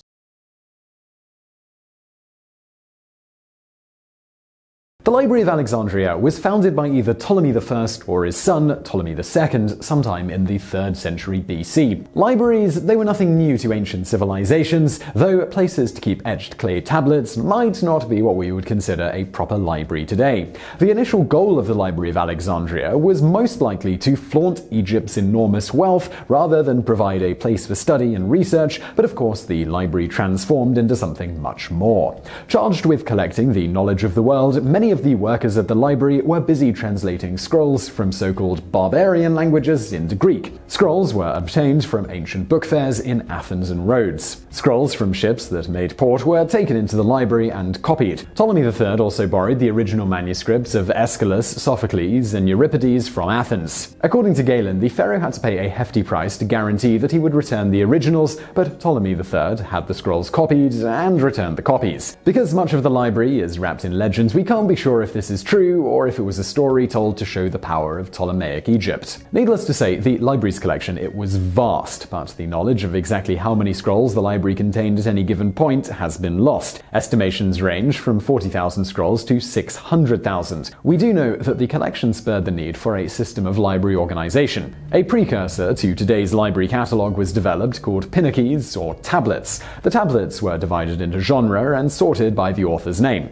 It's likely that this served as a record of the contents of the library rather than a precise system for finding the scrolls. Scrolls, unlike the books we know today, could not stand up on shelves but lay in heaps, meaning a precise method of organization would be nearly impossible to achieve. Unfortunately, this means we have little record of the library's exact contents. Partially because of the library, Alexandria became a seat of scholarship and learning. Scholars from all over the Hellenistic world were allowed to browse the library. They researched, discovered, and taught. It was at the library that Euclid wrote his groundbreaking work on geometry, Eratosthenes discovered how to measure the Earth's circumference with remarkable accuracy, Herophilius learned that the brain controlled thought rather than the heart controlling it, and Aristarchus stated that the Earth revolves around the Sun 1,800 years before Copernicus. The library represented a blending of cultures and minds, and we have it to thank for many of our modern ideas about medicine, astronomy, math, and grammar. Unfortunately, though, all good things, they must come to an end. You'll often hear that the library disappeared suddenly in a fire, but this probably isn't accurate. What actually happened seems to have been a series of events over time that slowly led to its demise. More specifically, while there are several reports of fires in Alexandria linked to the destruction of the library, there is no solid historical evidence of the Great Fire believed to have destroyed the entire library. That said, you'll often hear three names being bandied about as the top players in the library's demise: Julius Caesar, Theophilus of Alexandria, and Caliph Omar of Damascus. Legend has it that Theophilus, Patriarch of Alexandria in 391 AD, began destroying pagan temples in the name of Christianity.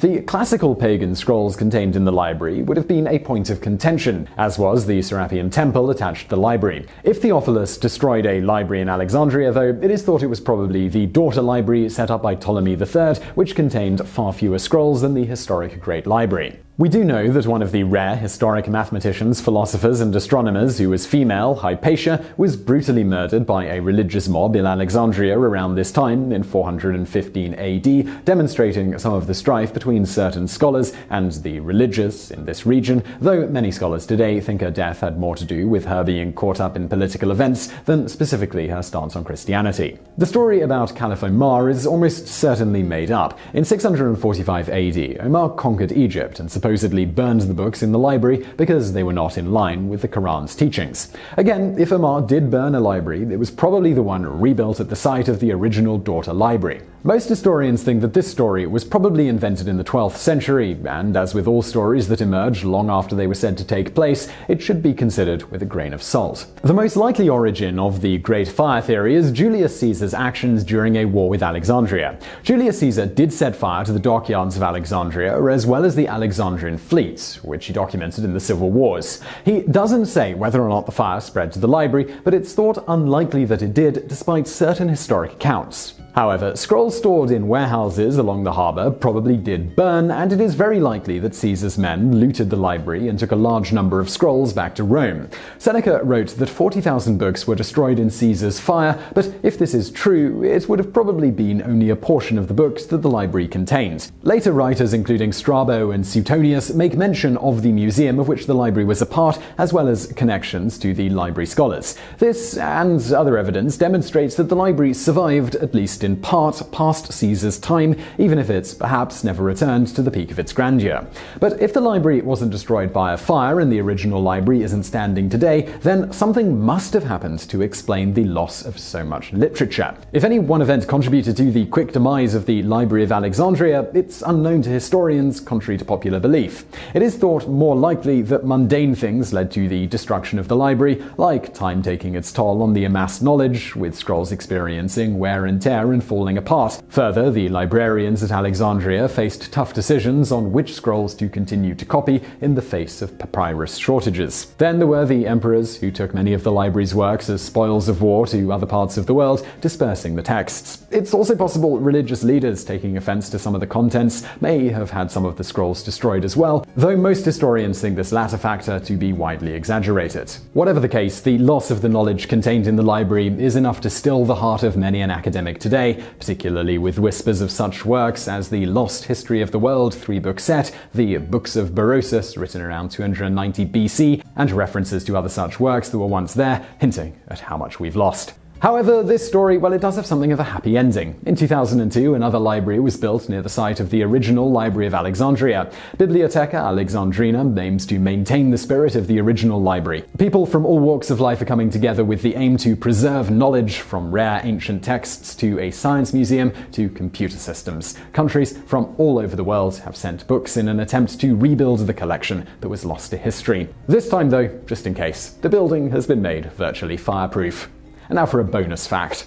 The original Library of Alexandria largely used papyrus for its scrolls, and it's thought that they never switched to parchment. Interestingly, many historians believe that the choice to use papyrus at the library may in fact have indirectly caused the creation of parchment. Because so much papyrus was used in Alexandria, exported papyrus was hard to come by, meaning an alternative writing material had to be developed.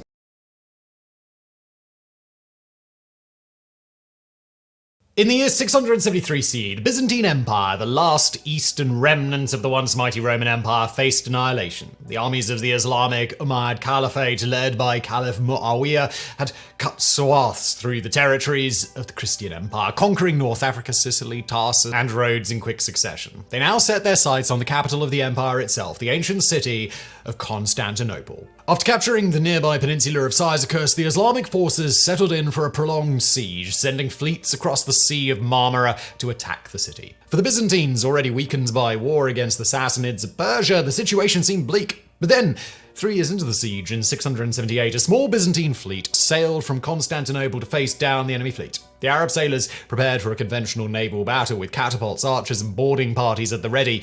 But as soon as the Byzantine ships came into firing range, great jets of flame came shooting out of their bows, as if from the mouths of dragons, dousing the Arab ships stem to stern with liquid fire. The burning substance, which roared loudly as it streamed through the air, stuck fast to every surface it struck, instantly setting the ships ablaze and throwing up impenetrable clouds of black smoke. Those Arab sailors, not immediately burned alive, leapt into the sea in terror. But even those who did not drown still faced an agonizing death, for incredibly the mysterious substance burned even underwater and could not be put out. Faced with such a terrifying and devastating weapon, the Arab fleet was routed, the siege was broken, and the Byzantine Empire was saved. The Umayyads had just witnessed the awesome power of Greek fire, a powerful incendiary weapon that helped the Byzantine Empire fend off foreign invaders for nearly 800 years. But what actually was Greek fire? Who invented it, and why did it suddenly disappear from history? Now, incendiary weapons were nothing new by the time of the first siege of Constantinople. As early as the 9th century BCE, the Assyrians of ancient Mesopotamia were using flaming arrows and grenade-like clay jars filled with flammable substances to set fire to besieged cities. These incendiary compositions were likely made of petroleum products, which bubbled up from the ground in natural seeps and formed deposits of solid bitumen.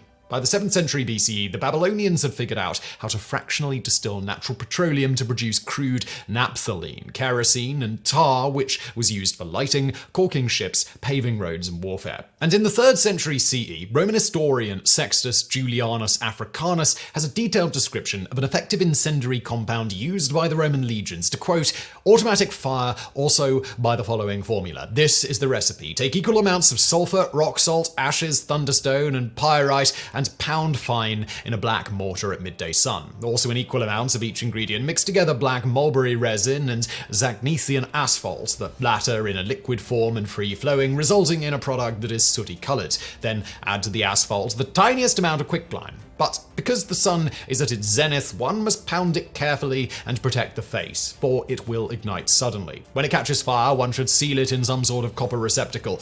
In this way, you will have it available in a box without exposing it to the sun. If you should wish to ignite enemy armaments, you will smear it on in the evening, either on the armaments or some other object, but in secret. When the sun comes up, everything will be burnt up. End quote. As for Greek fire, this was a further refinement of these prior compositions, though it was to prove by far the most effective. The invention of Greek fire is typically attributed to one Callinicos of Heliopolis, a Greek Jewish architect who fled to Constantinople in 672 following the Arab invasion of Phoenice in modern-day Syria. According to legends, Callinicos tinkered for years to produce an effective incendiary weapon, which he then presented to the Byzantine Emperor Constantine IV. Constantine proclaimed Greek fire a gift from God, which was, quote, shown and revealed by an angel to the great and holy first Christian Emperor Constantine. The angel bound him not to prepare this fire, but for Christians, and only in the imperial city. Constantine appeared to be vindicated when Callinicos' weapon succeeded in routing the Islamic invaders in 678 and again in 717. In addition to the incendiary mixture itself, Callinicos is also credited with creating a system for projecting it at the enemy, known as the siphon. This consisted of a swiveling bronze nozzle mounted to the deck of a ship from which Greek fire could be sprayed in a similar fashion to a modern flamethrower. Often these nozzles were decorated with the heads of lions and other animals for further terrifying effect. Siphons were reported to have a range of 15 meters and were typically installed on Byzantine warships known as dromen, fast galleys propelled either by sails or oars. Just how the siphon actually worked, however, is something of a mystery. One of the few contemporary accounts of the mechanism comes from the Wolfenbüttel manuscript. Quote, having built a furnace right at the front of the ship, they set on it a copper vessel full of these things, having put fire underneath, and one of them having made a bronze tube similar to that which the rustics call a squitiortera, squirt with which boys play, they spray it at the enemy.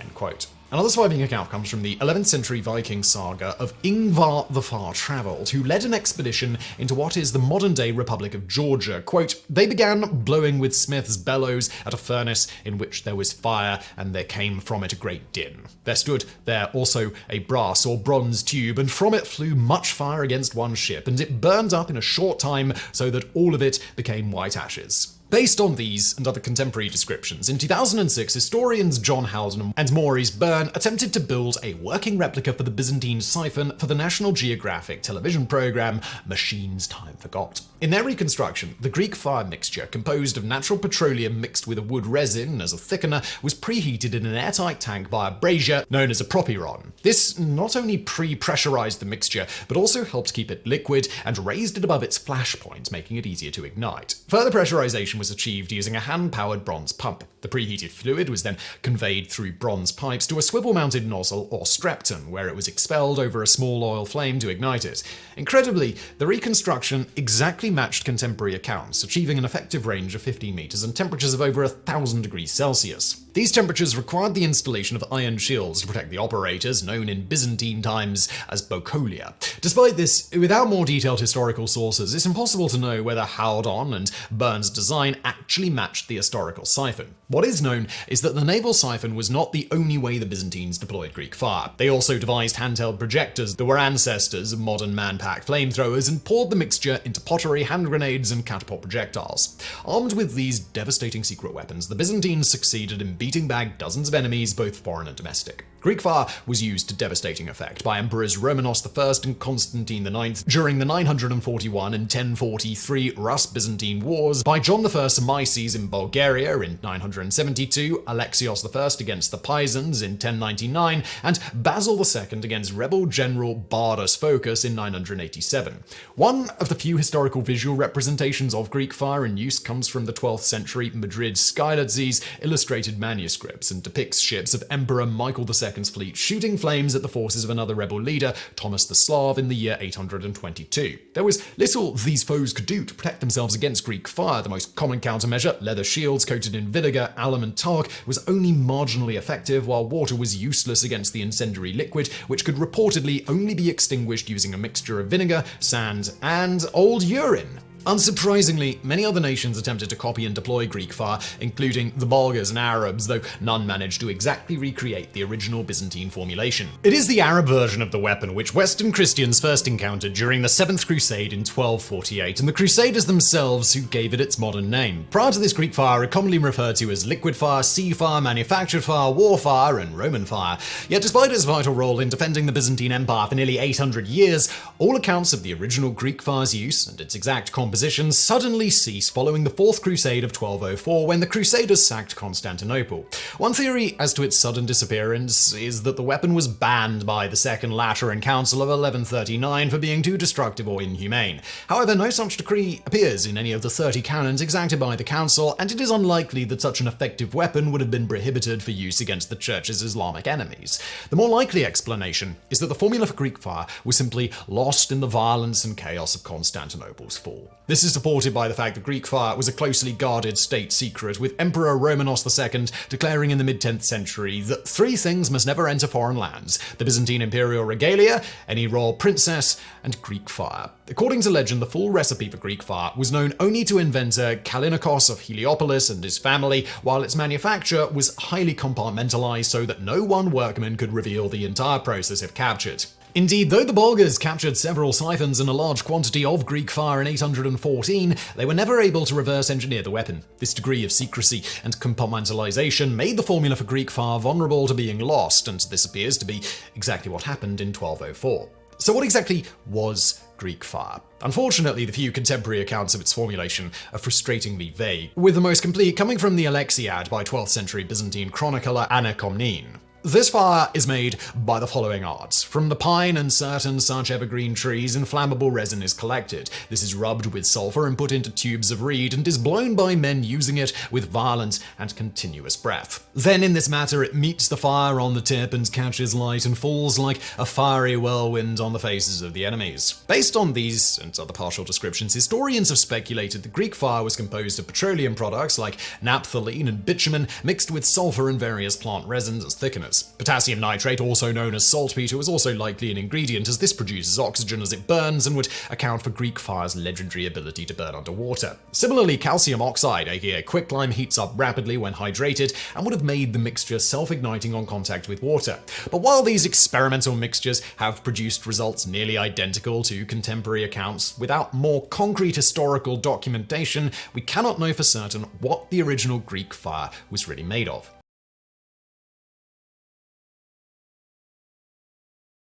We all have to start somewhere, and the ancient Greeks didn't arrive in Greece ready to write world-changing epic poems, philosophy, and tragedies. They wandered into the Aegean after splitting from other Indo-Europeans, settled, founded a civilization, saw it collapse, and started again, as you do.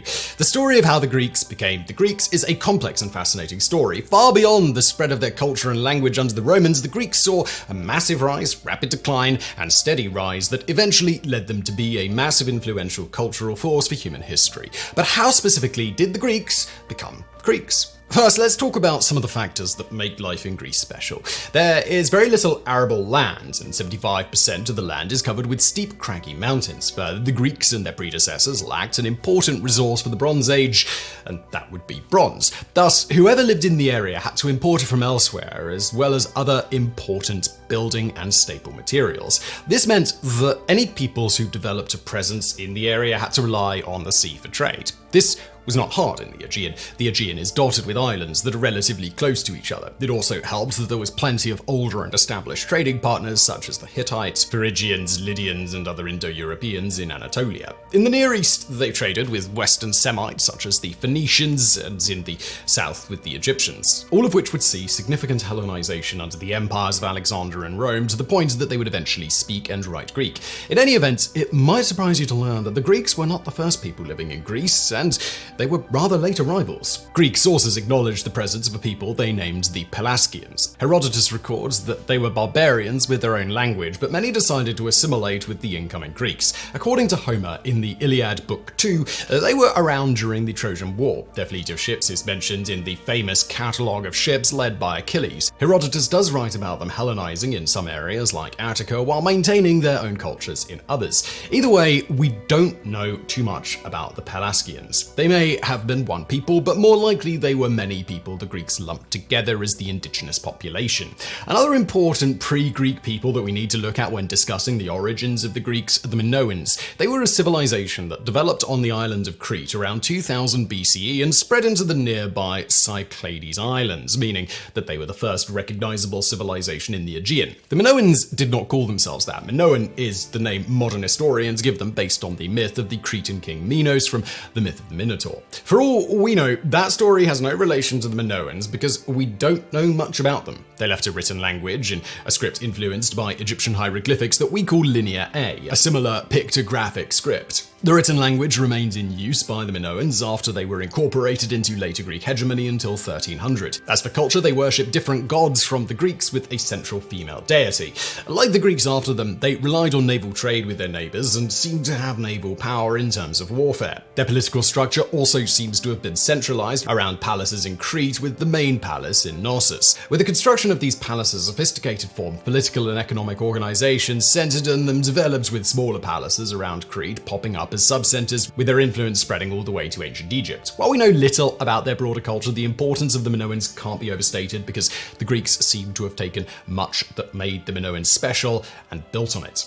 In any event, depending on the theory, the Greeks arrived on the scene around 2300 to 1600 BCE. We don't know for sure because there are no real records until the Greeks started writing. What we do know is a series of natural disasters destroyed the Minoan cities and settlements. This was over a long time span, long enough to see them rebuild some cities only for them to be destroyed again. One such disaster was the eruption on the island of modern-day Santorini. The volcano preserved the Minoan settlement nearby in a similar manner to how the eruption of Mount Vesuvius preserved Pompeii. At around 1580 BCE, the Greeks overtook the Minoans and emulated their society. They formed similar centers across the Aegean and on the mainland of Greece. We call this civilization Mycenaean Greece after the first discovered location in Mycenae. Based on archaeological evidence in the Hittite and Egyptian records, as well as the Homeric epics, they probably refer to themselves as Archaeans. Yes, these are the people described in the Homeric epics, even if Homer got most details wrong. We will get back to Homer. In fact, Homer is the only reason we are talking about the Minoans and the Mycenaeans, as Homer establishes one of the few connections between the ancient Greeks and the older Mycenaeans. Were the Mycenaeans politically united as one entity like the Minoans may have been, or did they reflect the kingdoms in the Iliad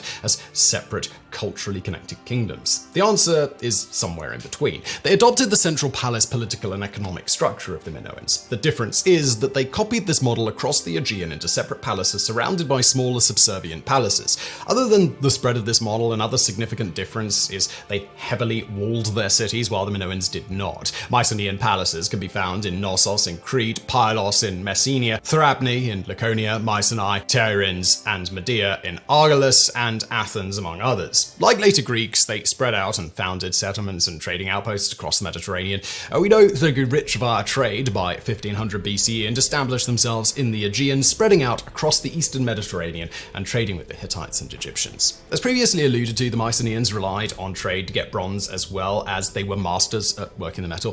They crafted fine weapons with them, funerary masks and other luxury goods. They had an upper class and a lower class, and the wealth difference was high compared to the later Dark Age. The resources from trading went to the top and were spent on fineries like bronze works and on building large defensive walls for the palaces. The chief or king was called a wanax, and he ruled the main palaces, while lesser chiefs ruled the sub-palaces. The wanax and the elites were also buried in vaulted tombs with finery. The Mycenaeans also adapted the Minoan Linear A script to produce what we call the Linear B script. The script's Greek closely resembles the Archaido-Cypriot dialect of ancient Greek. It is a syllabic script, meaning it doesn't record letters but combinations of consonants with a vowel, think Chinese. Like Chinese, there are some pictographic symbols, but for the most part it is syllabic, with the syllables strung together to form words Greek speakers may be familiar with. Don't get excited just yet, though. If you thought that Linear B is a repository of ancient Greek myths, poems, philosophy, or science, you and the scholars who cracked it would be very disappointed. Surprisingly, considering that Mycenaean civilization was what Homer was trying to describe, Linear B tablets are almost all strictly business, mostly records, administrative and mercantile records of goods traded, catalogs, lists of animals and supplies, and very little else. They had numbers, units of measurements, and were very well organized, especially compared to Minoan Linear A. On this note, even though we still have not deciphered Linear A, we know the two scripts were used for very different purposes.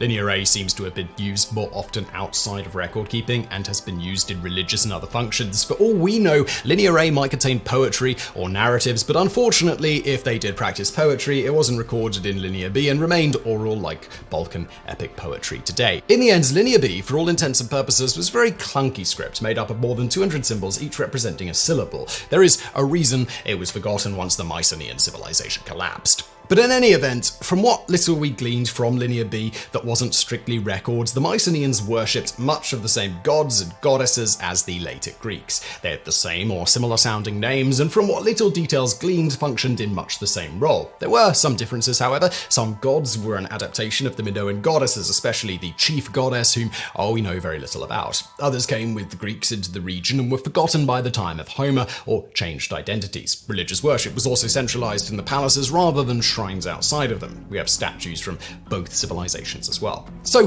where did this seemingly prosperous society all go wrong? The Late Bronze Age collapse is to blame here. In 1200, the Mycenaeans faced another rapid catastrophe. Another unspecified catastrophe affecting the surviving Mycenaeans centers around 1150. Both catastrophes were a part of the larger-scale Bronze Age collapse, which included the invasions of the Sea Peoples. The Sea Peoples are still one of history's biggest unsolved mysteries. There were probably more than one peoples who migrated somewhere from the north, northeastern, and eastern Mediterranean. Some Greeks may have also been a part of the Sea Peoples, according to Egyptian records. These peoples invaded or attempted to settle in places such as the Nile Delta, Hittite lands, and into the arable lands of the Mycenaeans. The destruction depopulated even small towns and caused migration waves away from vulnerable settlements to safer areas. Such was the case in the mainlands with Achaea and Arcadia, or into the western coasts of Asia Minor. Some unknown force destroyed the main palaces of the Mycenaeans. Some palaces and larger settlements were rebuilt, only for another unknown force to destroy them again a few decades later.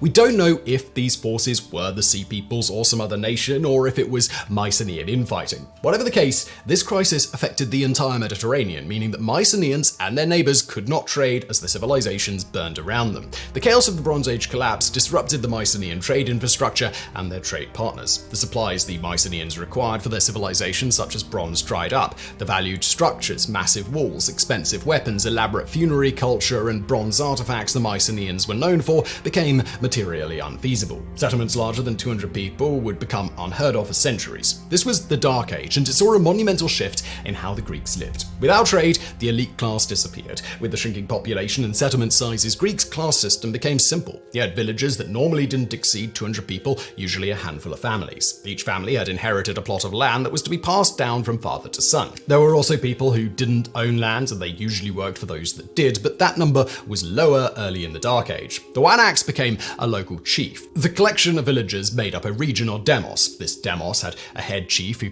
earned the position by being the most powerful village chief. They met in a council and decided on policies of the demos. There was no distinction between chiefs and sub-chiefs, all were given the same designation. In fact, as a sort of proto-democracy, if the sub-chiefs decided on a policy or decided to ignore the chief's orders in battle, the chief had to go along with the majority. That said, chiefs, no matter their level of demos, lived in a house that wasn't all that different from the other villages, albeit often slightly bigger but not much bigger. At this point, society wasn't as divided by class. It should also be noted that this was also a violent society.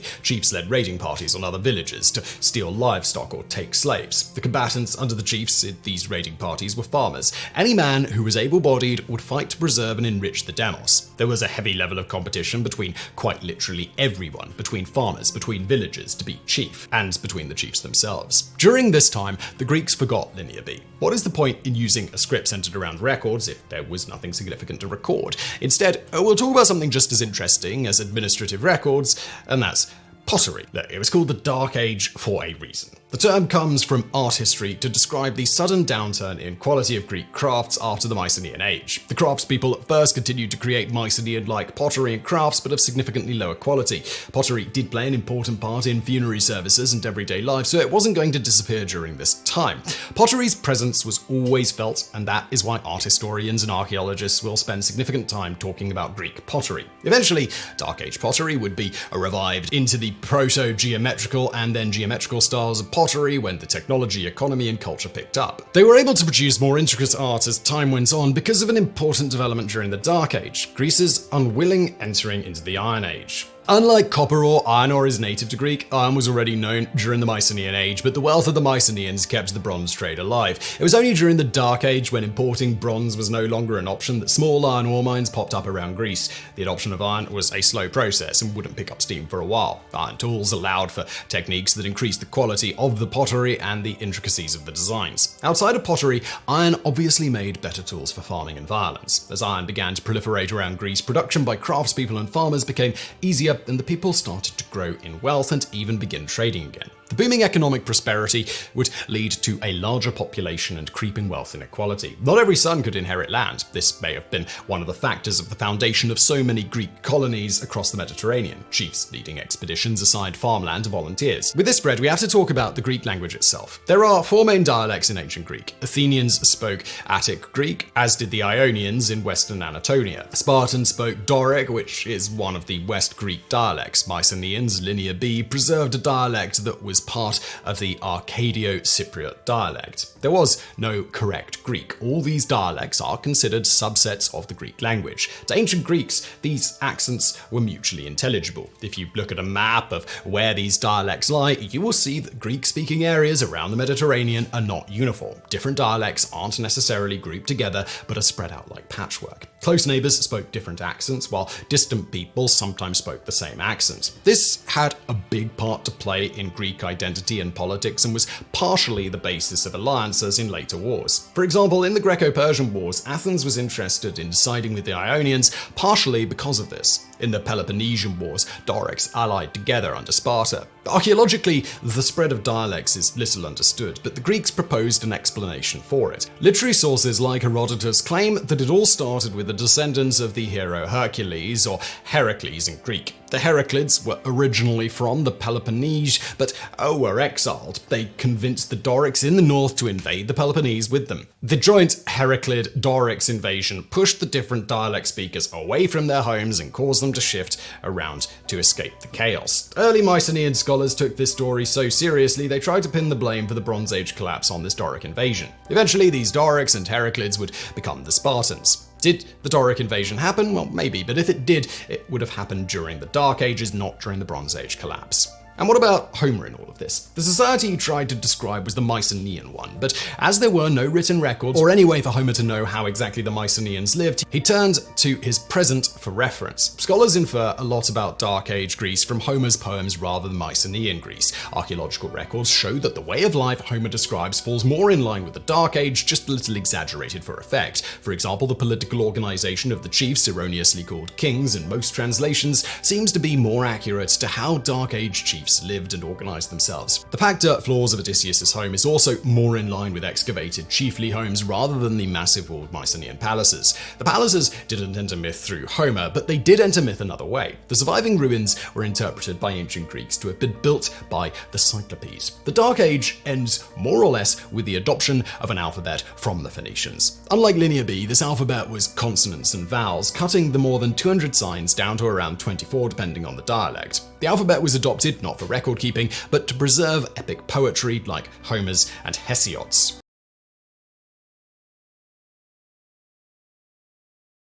Study the history of science and technology long enough, and you will discover that, contrary to what popular culture would have you believe, few inventions are the product of a single brilliant mind. Instead, technological progress is the result of incremental discoveries and refinements made by multiple people. But nonetheless, once in a while, a person comes along whose sheer breadth of technical innovation they are involved with, well, yes, building on others' work, is still truly breathtaking. Thomas Edison, Nikola Tesla, John von Neumann, Alan Turing, R. Buckminster Fuller, Charles Kettering, Tony Stark, and Leonardo da Vinci, to name a few. The list of great innovators extends well back into antiquity, but while perhaps the most famous ancient mechanical genius is Archimedes of Syracuse, there is another Greek innovator who is even more prolific, Hieron of Alexandria. With a huge body of stunningly creative yet practical innovations ranging from water pumps and fountains to automatic doors, vending machines, automated puppet theaters, and even a primitive steam engine, Hieron was a mechanical powerhouse whose ideas influenced the development of ancient technology for centuries. This is the story of the forgotten Edison of ancient Greece. Despite the incredible breadth of his inventions, surprisingly little is known about the life of Hieron, also known as Hero. Even the years during which he lived are debated among historians. Traditionally, he was believed to have lived either around 150 BCE or around 250 CE. However, in the early 20th century, a reference was discovered in one of his works to a solar eclipse which took place on March 13th, 62 CE. Thus, today, Hieron is thought to have lived from approximately 10 to 70 CE. His origins and background are also unclear, with historians debating whether he was ethnically Greek, a Hellenized Egyptian, or even a Babylonian. Indeed, as Hero, or Hieron, was a very common name in ancient Greece, it's difficult to tell whether contemporary records refer to the inventor and mathematician or another citizen of the same name. All that is known for sure is that Hieron lived and worked in the Egyptian city of Alexandria and wrote many books on a variety of mathematical and scientific topics, around 15 of which have survived to the present day. Given the sheer breadth of these works, it's almost certain that Hieron taught at the Museum or the Temple of the Muses, home of the legendary Library of Alexandria. Hieron's known mathematical works include Definitions, a glossary of geometric terms, Geometria, an introduction to geometry, Geodesia and Liber Geoponicus, two fragmentary works on land surveying, Metrica, a treatise on calculating the area and volumes of various shapes, Stereometrica, a two-volume treatise on three-dimensional geometry, and Mensurae, a treatise on measurement tools. In these volumes, Hieron collected and systematized various geometric rules and principles from earlier sources such as Archimedes and the Babylonians, including an equation for determining the area of a triangle from the length of its sides, today known as Hieron's formula. Hieron's known scientific works, meanwhile, include On the Dioptra, in which he describes a sophisticated surveying instrument very similar to a modern theodolite and methods for using it to determine overland distances, and Catoptrica, a treatise on optics whose principles of light propagation radiation and reflection would only be improved upon about 1,000 years later by Arab physicist Ibn al-Haytham. But Heron is by far best remembered for his mechanical innovations as detailed in his remaining 5 books, Pneumatica, Automata, Mechanica, Cerebellistra, and Bellipoica, the latter 2 dealing with catapults and other engines of war. Many of Heron's inventions were created for use in Egyptian and Greek temples, producing seemingly miraculous special effects designed to enhance the perceived power and influence of the temple priests. One such device was a system for automatically opening and closing the temple doors when a fire was lit on a ceremonial altar. The mechanism consisted of a metal tank full of water hidden under the altar, connected to a siphon hose. This, in turn, drained into a bucket connected to a rope and pulley mechanism that operated the doors. When a fire was lit in the altar, the tank would heat up, forcing water out into the bucket, whose increased weight would slowly open the doors. And when at the end of the ceremony the fire was extinguished, the condensing and contracting steam inside the tank would create a suction that would draw the water back out of the bucket, causing the doors to close. Heron also describes a pneumatic mechanism that automatically blew a trumpet whenever the doors opened. As outlandish as this mechanism may seem, it appears to actually have been implemented in many temples around the ancient world, for in Pneumatica, Heron states that some instead of water use quicksilver, mercury, as it is heavier than water and easily disunited by fire. Though what exactly Heron meant by disunited is unknown, mercury would indeed have allowed Heron's door-opening mechanism to be made more compact and efficient, for it's denser and has a greater coefficient of thermal expansion than water. The element was long used in barometers and thermometers for this reason. Unfortunately, no remains of Heron's automatic door mechanism have ever been excavated, though given that later Christian and Muslim conquerors were known to have stripped ancient Egyptian and Greek temples of all available metal parts, this is hardly surprising. Another of Heron's inventions intended for temple use is a surprisingly modern one, the vending machine.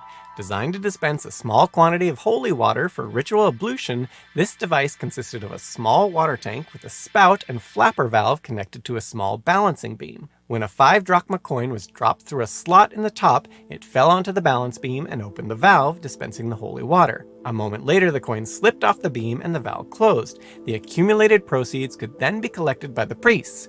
Heron appears to have based his design on a similar hygiene device invented by Philo of Byzantine, who lived and worked in Alexandria 300 years before. Philo's device consisted of a water tank from which protruded a small metal hand holding a ball of pumice stone, commonly used for scrubbing. When a user removed the ball, the hand retracted into the device and water began flowing from the spout. A few moments later, the hand re-emerged holding a fresh stone. Far more influential among Heron's many inventions, however, was the hydraulis, an early form of pipe organ. This consisted of a set of up to 19 vertical pipes derived from panpipes blown by a clever hydraulic mechanism. As the operator pumped a handle, air was forced through a one-way valve into an inverted bowl-shaped chamber submerged in a tank of water. Air from the chamber was then drawn off to blow the organ pipes, the weight of the water in the tank maintaining this air at a constant pressure.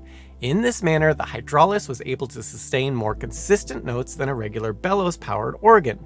The hydraulis proved extremely popular, seeing widespread use across the ancient world. Indeed, an inscription at Delphi describes how a musician named Antipatris covered himself in glory by playing the hydraulis for 2 days straight in a competition. It was reportedly Roman Emperor Nero's favorite instrument and was played at all sorts of public events in Rome, from gladiatorial games and theatrical performances to triumphal processions, wedding banquets, and swearing-in ceremonies for public officials. So widely used was the hydraulica that, unlike most of Heron's inventions, physical remains have been found, most notably in the ruins of the Roman Clothworkers Guild Hall in Budapest, Hungary, which burned down in the 3rd century CE. Intriguingly, Heron later developed a windmill-powered version of the hydraulica, or his assistant, from having to pump the instrument by hand. Another of Heron's hydraulic innovations was what is now known as Heron's fountain, which operated without the use of pumps. This consisted of a shallow tray with a spout in the middle from which a stream of water issued. The tray, in turn, was connected by a series of vertical pipes to a pair of sealed chambers. Water flowing from the tray into the first chamber compressed the air inside, which then flowed into the second chamber and forced the water inside out the spout in that tray.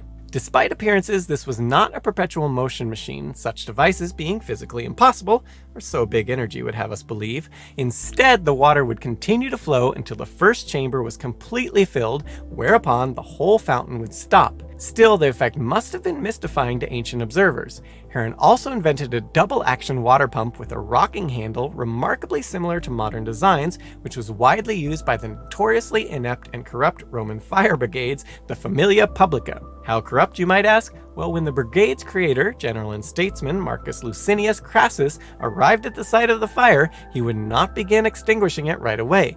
Instead, he would offer to buy the burning property from the owner. If the owner refused, Crassus would hold his men back and let the building burn, continually lowering his bid until the owner finally relented. In any event, Heron's genius even extended to the field of theater, for which he developed a variety of impressive special effects, including carts and set pieces that automatically moved about the stage seemingly of their own volition. These devices were powered by a falling weight system whose speed was regulated by the flow of sand out of a reservoir, similar to an hourglass.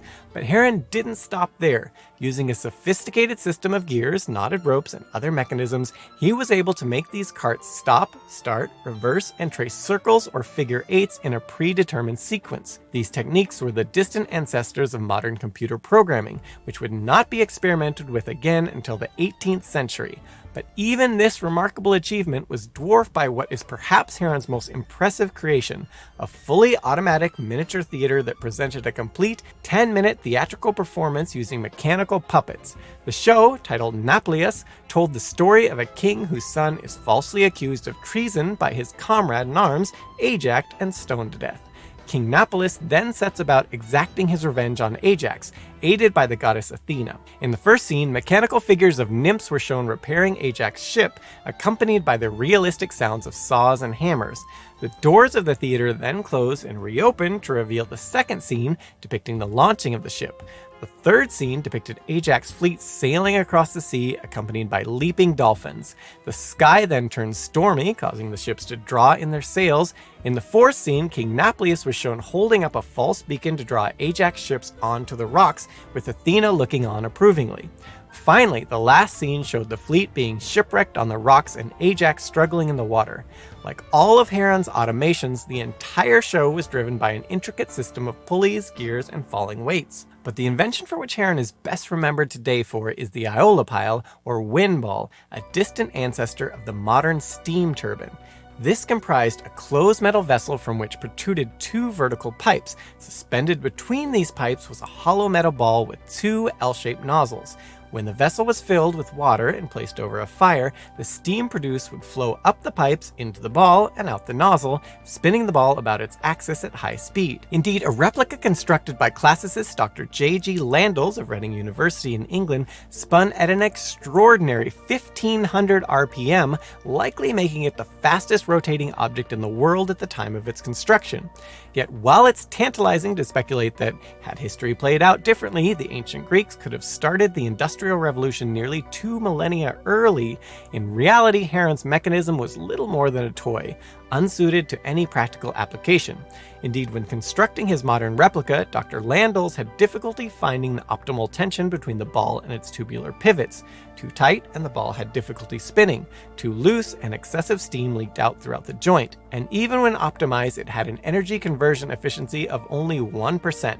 It would not be until 1577 that Iran Tauku al-Din would find a somewhat practical application for Heron's mechanism, adapting it to turning a roasting spit over a fire. Still, as far as basic mechanical principles go, the Aeolipile was centuries ahead of its time. Beyond all this, he came up with self-trimming oil lamps, self-filling wine bowls, and even a primitive form of odometer to record the distance traveled by a cart. The list goes on and on and on.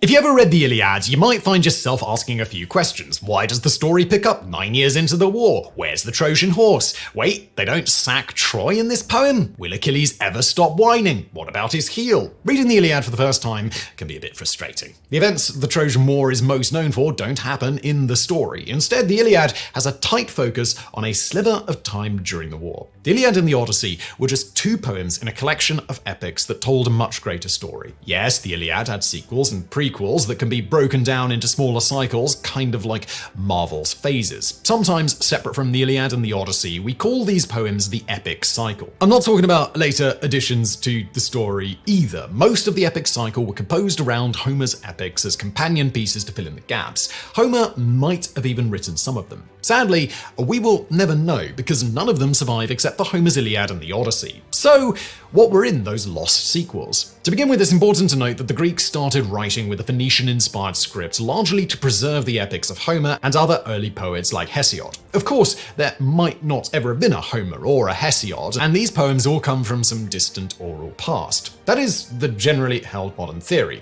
These poems were passed along and performed by reciters called rhapsodes. At a certain point, the Greeks started writing with a modified Phoenician script to preserve these poems. There is debate about how much a rhapsode can change the poem during each retelling, and it's why scholars think there is a lot of formula in the Greek poem. Even in translation, if you read the Iliad and the Odyssey, you'll notice a repetition of sorts. Names usually appear with epithets like swift-foot Achilles and white-armed Hera. These might be mnemonic devices to help the rhapsode with his verses. These are oral poems first, and by far the longest in the epic cycle. The Iliad and the Odyssey are both 24 books long. The other poems are shorter, usually a handful of books. Like Homer's poems, the cyclical poems were written in hexameter, but historically, scholars appraise the fragments to be at a lower poetic quality than Homer's. Of course, it should be explicitly pointed out that those scholars were judging the quality of poems that they do not have in front of them, and only relatively recently did they get called out by newer generations of academics for uncritically passing judgment on the missing poems.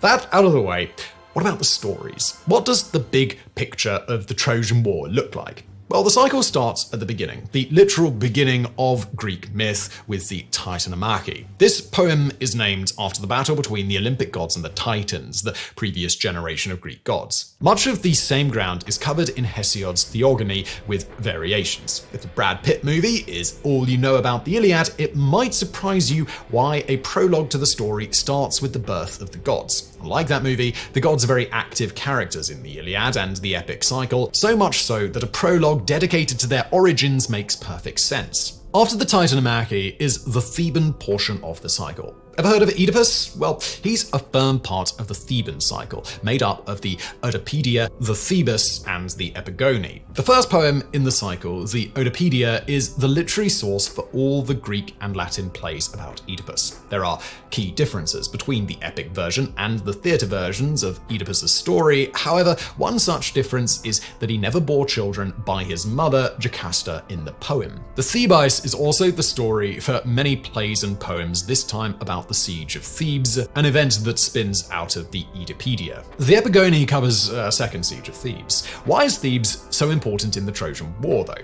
The next poem might explain why the Theban cycle is considered a prologue. The accepted understanding is that these two wars were the closing chapters of the Age of Heroes. This was a time when the gods were more in contact with humanity, enough to routinely have demigod children with humans. Many characters in these two conflicts are demi-humans, such as Achilles, whose mother was Thetis, and Aeneas, whose mother was Aphrodite. The Titanomachy and the Theban cycle are sometimes excluded from the epic cycle because they have little to do with the Trojan War directly. That said, their literary heritage is just as important as the Iliad.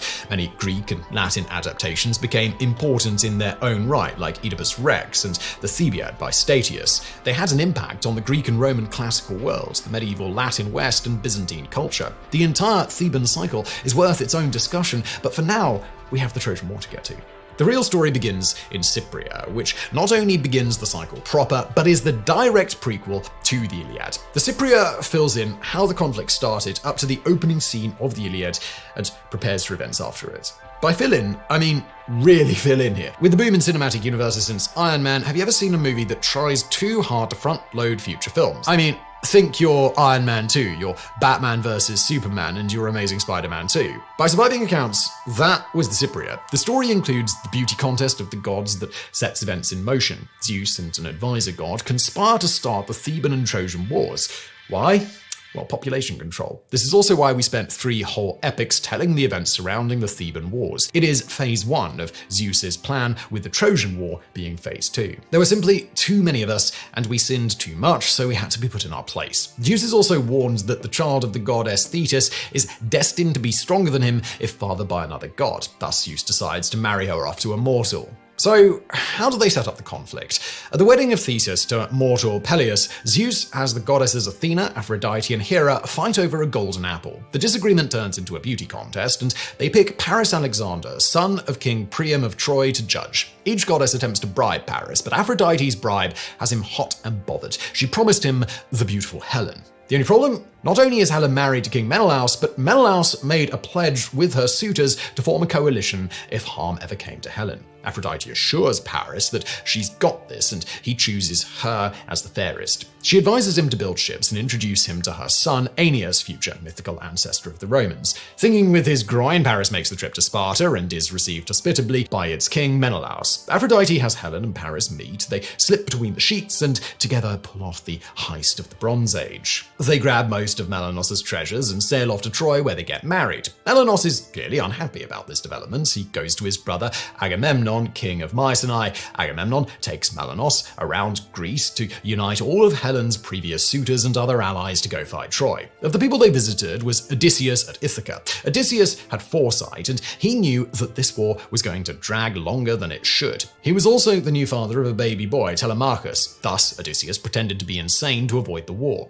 The Achaeans saw through him, however, and grabbed baby Telemachus and threatened to cut him if Odysseus didn't drop the act. Having been backed into a corner, he agrees to go. They recruit Achilles, son of Thetis, and Peleus from the wedding that started this whole conflict. In case you were wondering, Achilles is supposed to be 15 at this point. Thetis tries to warn Achilles of his future, but he goes off with the Achaeans. In one episode, he marries and fathers a son, Neoptolemus. Along, they come across the city of Teuthranea. Thinking it was Troy, they attack the city. Honest mistake. Figuring out their mistake, they move on. While stopping to hunt, Agamemnon boasts he's a better hunter than Artemis. Big mistake. For his words, Artemis sends a storm to ground the ships. After consultations, the Achaeans decided the only way to make Artemis happy is for Agamemnon to sacrifice his daughter to her, because every good story needs child murder. Agamemnon sends for her with a lie that she is to marry Achilles as payment for joining the coalition. However, Artemis, it turns out, isn't happy with the sacrifice, but horrified. Thus, she swaps out Agamemnon's daughter for a deer on the altar before she is sacrificed.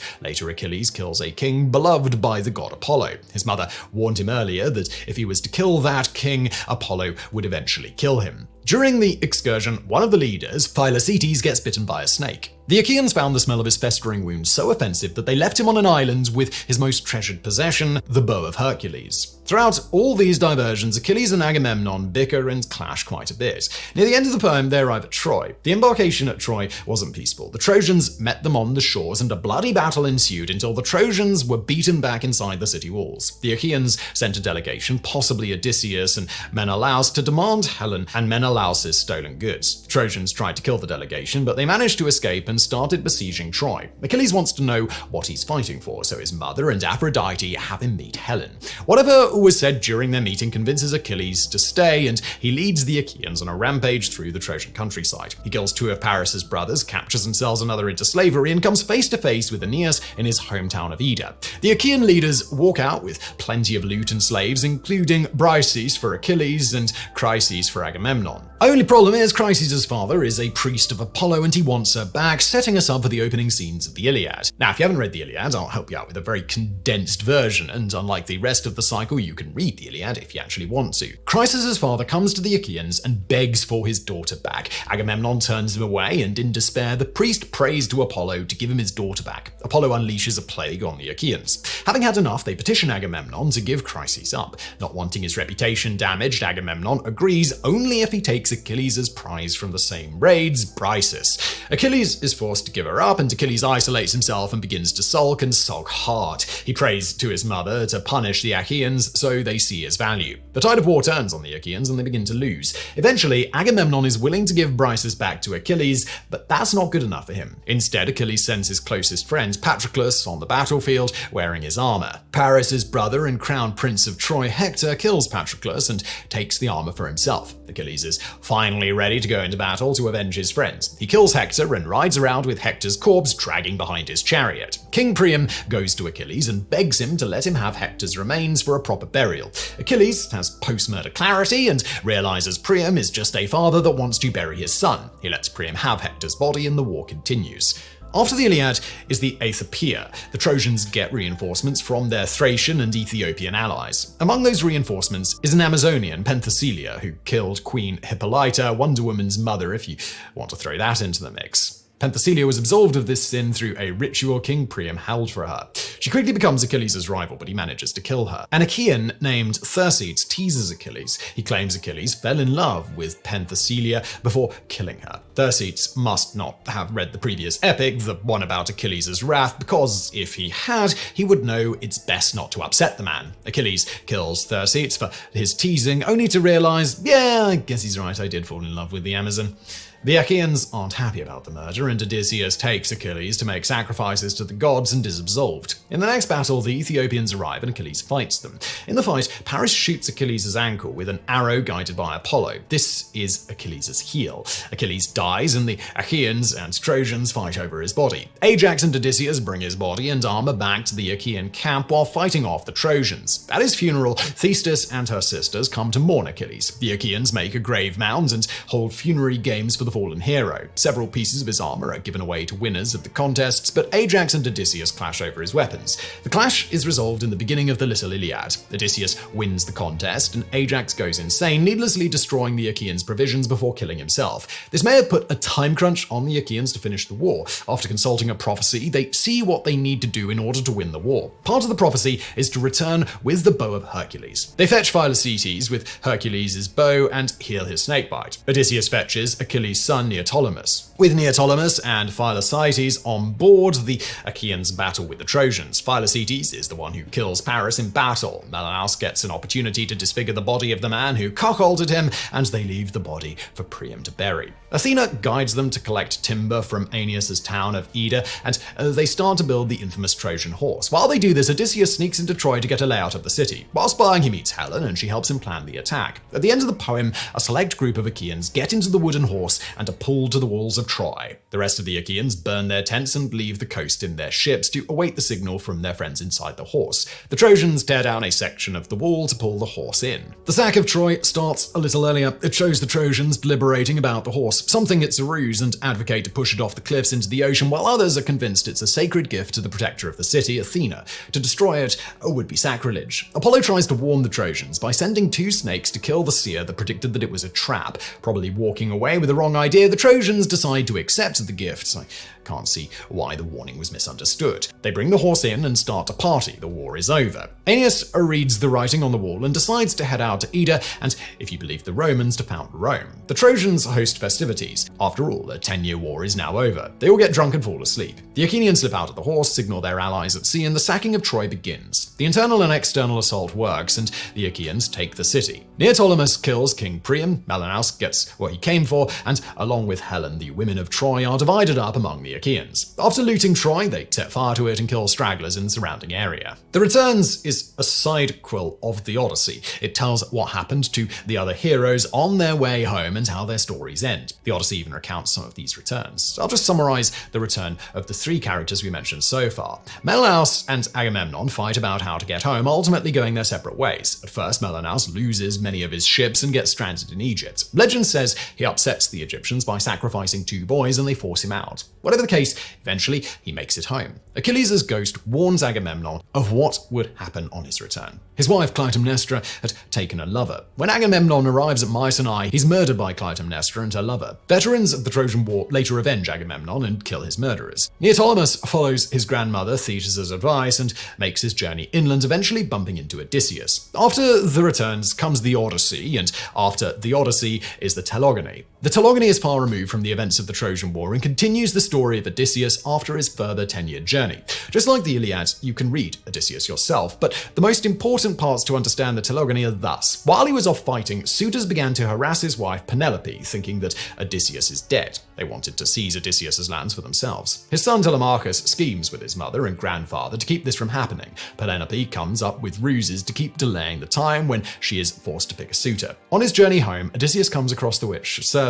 He lives with her for a year and fathers a son, Telegonus. He returns home, slaughters Penelope's suitors with the help of his son Telemachus, and returns to power in Ithaca. The Telogony opens with Odysseus burying the suitors and resuming his duties on Ithaca and the surrounding territory. After getting used to his old life again, Odysseus and Telemachus sail to the Thesprotians. Odysseus marries their queen and leads them into a defensive war against an invading force. Odysseus is so good that gods come down to challenge him in combat. After saving the Thesprotians, he returns home with Telemachus. In another twist, his son by Circe, Telegonus, sets off to find his father. He arrives at Ithaca to raid it and ends up unknowingly killing Odysseus, possibly with a stingray's barb. He realizes his mistake, so he takes his half-brother Telemachus and Penelope to his mother. She makes them immortals, and the boys swap mums, with Telegonus marrying Penelope and Telemachus marrying Circe. And finally, this is how the Age of Heroes ends in Greek mythology. So, what happened to these poems? Why do we have the Iliad and the Odyssey but not the others? From what we understand, the critical reception to these poems was mixed. Even very early, figures like Herodotus doubted that the cyclical epics attributed to Homer were by Homer. Aristotle, Horace, and others criticized the poems for not being as good as Homer's narratively or poetically. Despite the criticism, they were very popular in their day. The smaller size of the poems meant that it was easier to own a copy. This is why you see so many plays and adaptations based on them. They got around. Much like Marvel's main films versus their Disney Plus spin-offs, the cyclical epics were always overshadowed by the Iliad and the Odyssey, and that was probably their downfall. The two poems, along with Hesiod's Theogony and Works and Days, held canonical status in Hellenic culture and religious life. Eventually, the negative reception of the epic cycle and canonicity of the Homeric poems left the cycle reduced to prose summaries. Sometimes these summaries are attached to copies of Homer's poems, sometimes they're part of larger collections. The Greeks and Romans were happy enough reading prose summaries of these poems. Eventually, with Christianity moving in and the culture rapidly changing, the Homeric epics took on a different canonical form, that of Greek literature. The epic cycle was already considered inferior, so they stuck to summaries so much that a Christian philosopher from the 6th century claimed he could no longer find the complete epics in verse. Other than the obvious, what did we lose? Other works stepped in for both the Latin and Greek worlds that filled the gaps or expanded the story. What we lost was a substantial tradition of Greek epics, of which we have very little surviving. Not only are they worth knowing in their own right, but the prose summaries are off. Sometimes they contradict each other. Mostly they contradict surviving fragments of the poems. It's very clear that the prose summaries smooth the poems over to make them fit more in line with the Iliad and Odyssey. This applies stylistically and narratively. After all, the narratives were usually criticized as lacking unity by ancient critics. The big picture isn't just incomplete, it's very wrong. Maybe there were different versions of these poems. Perhaps the tradition of prose summaries got distorted down the line. The biggest loss in all of this is how much this could have helped to understand Greek mythology.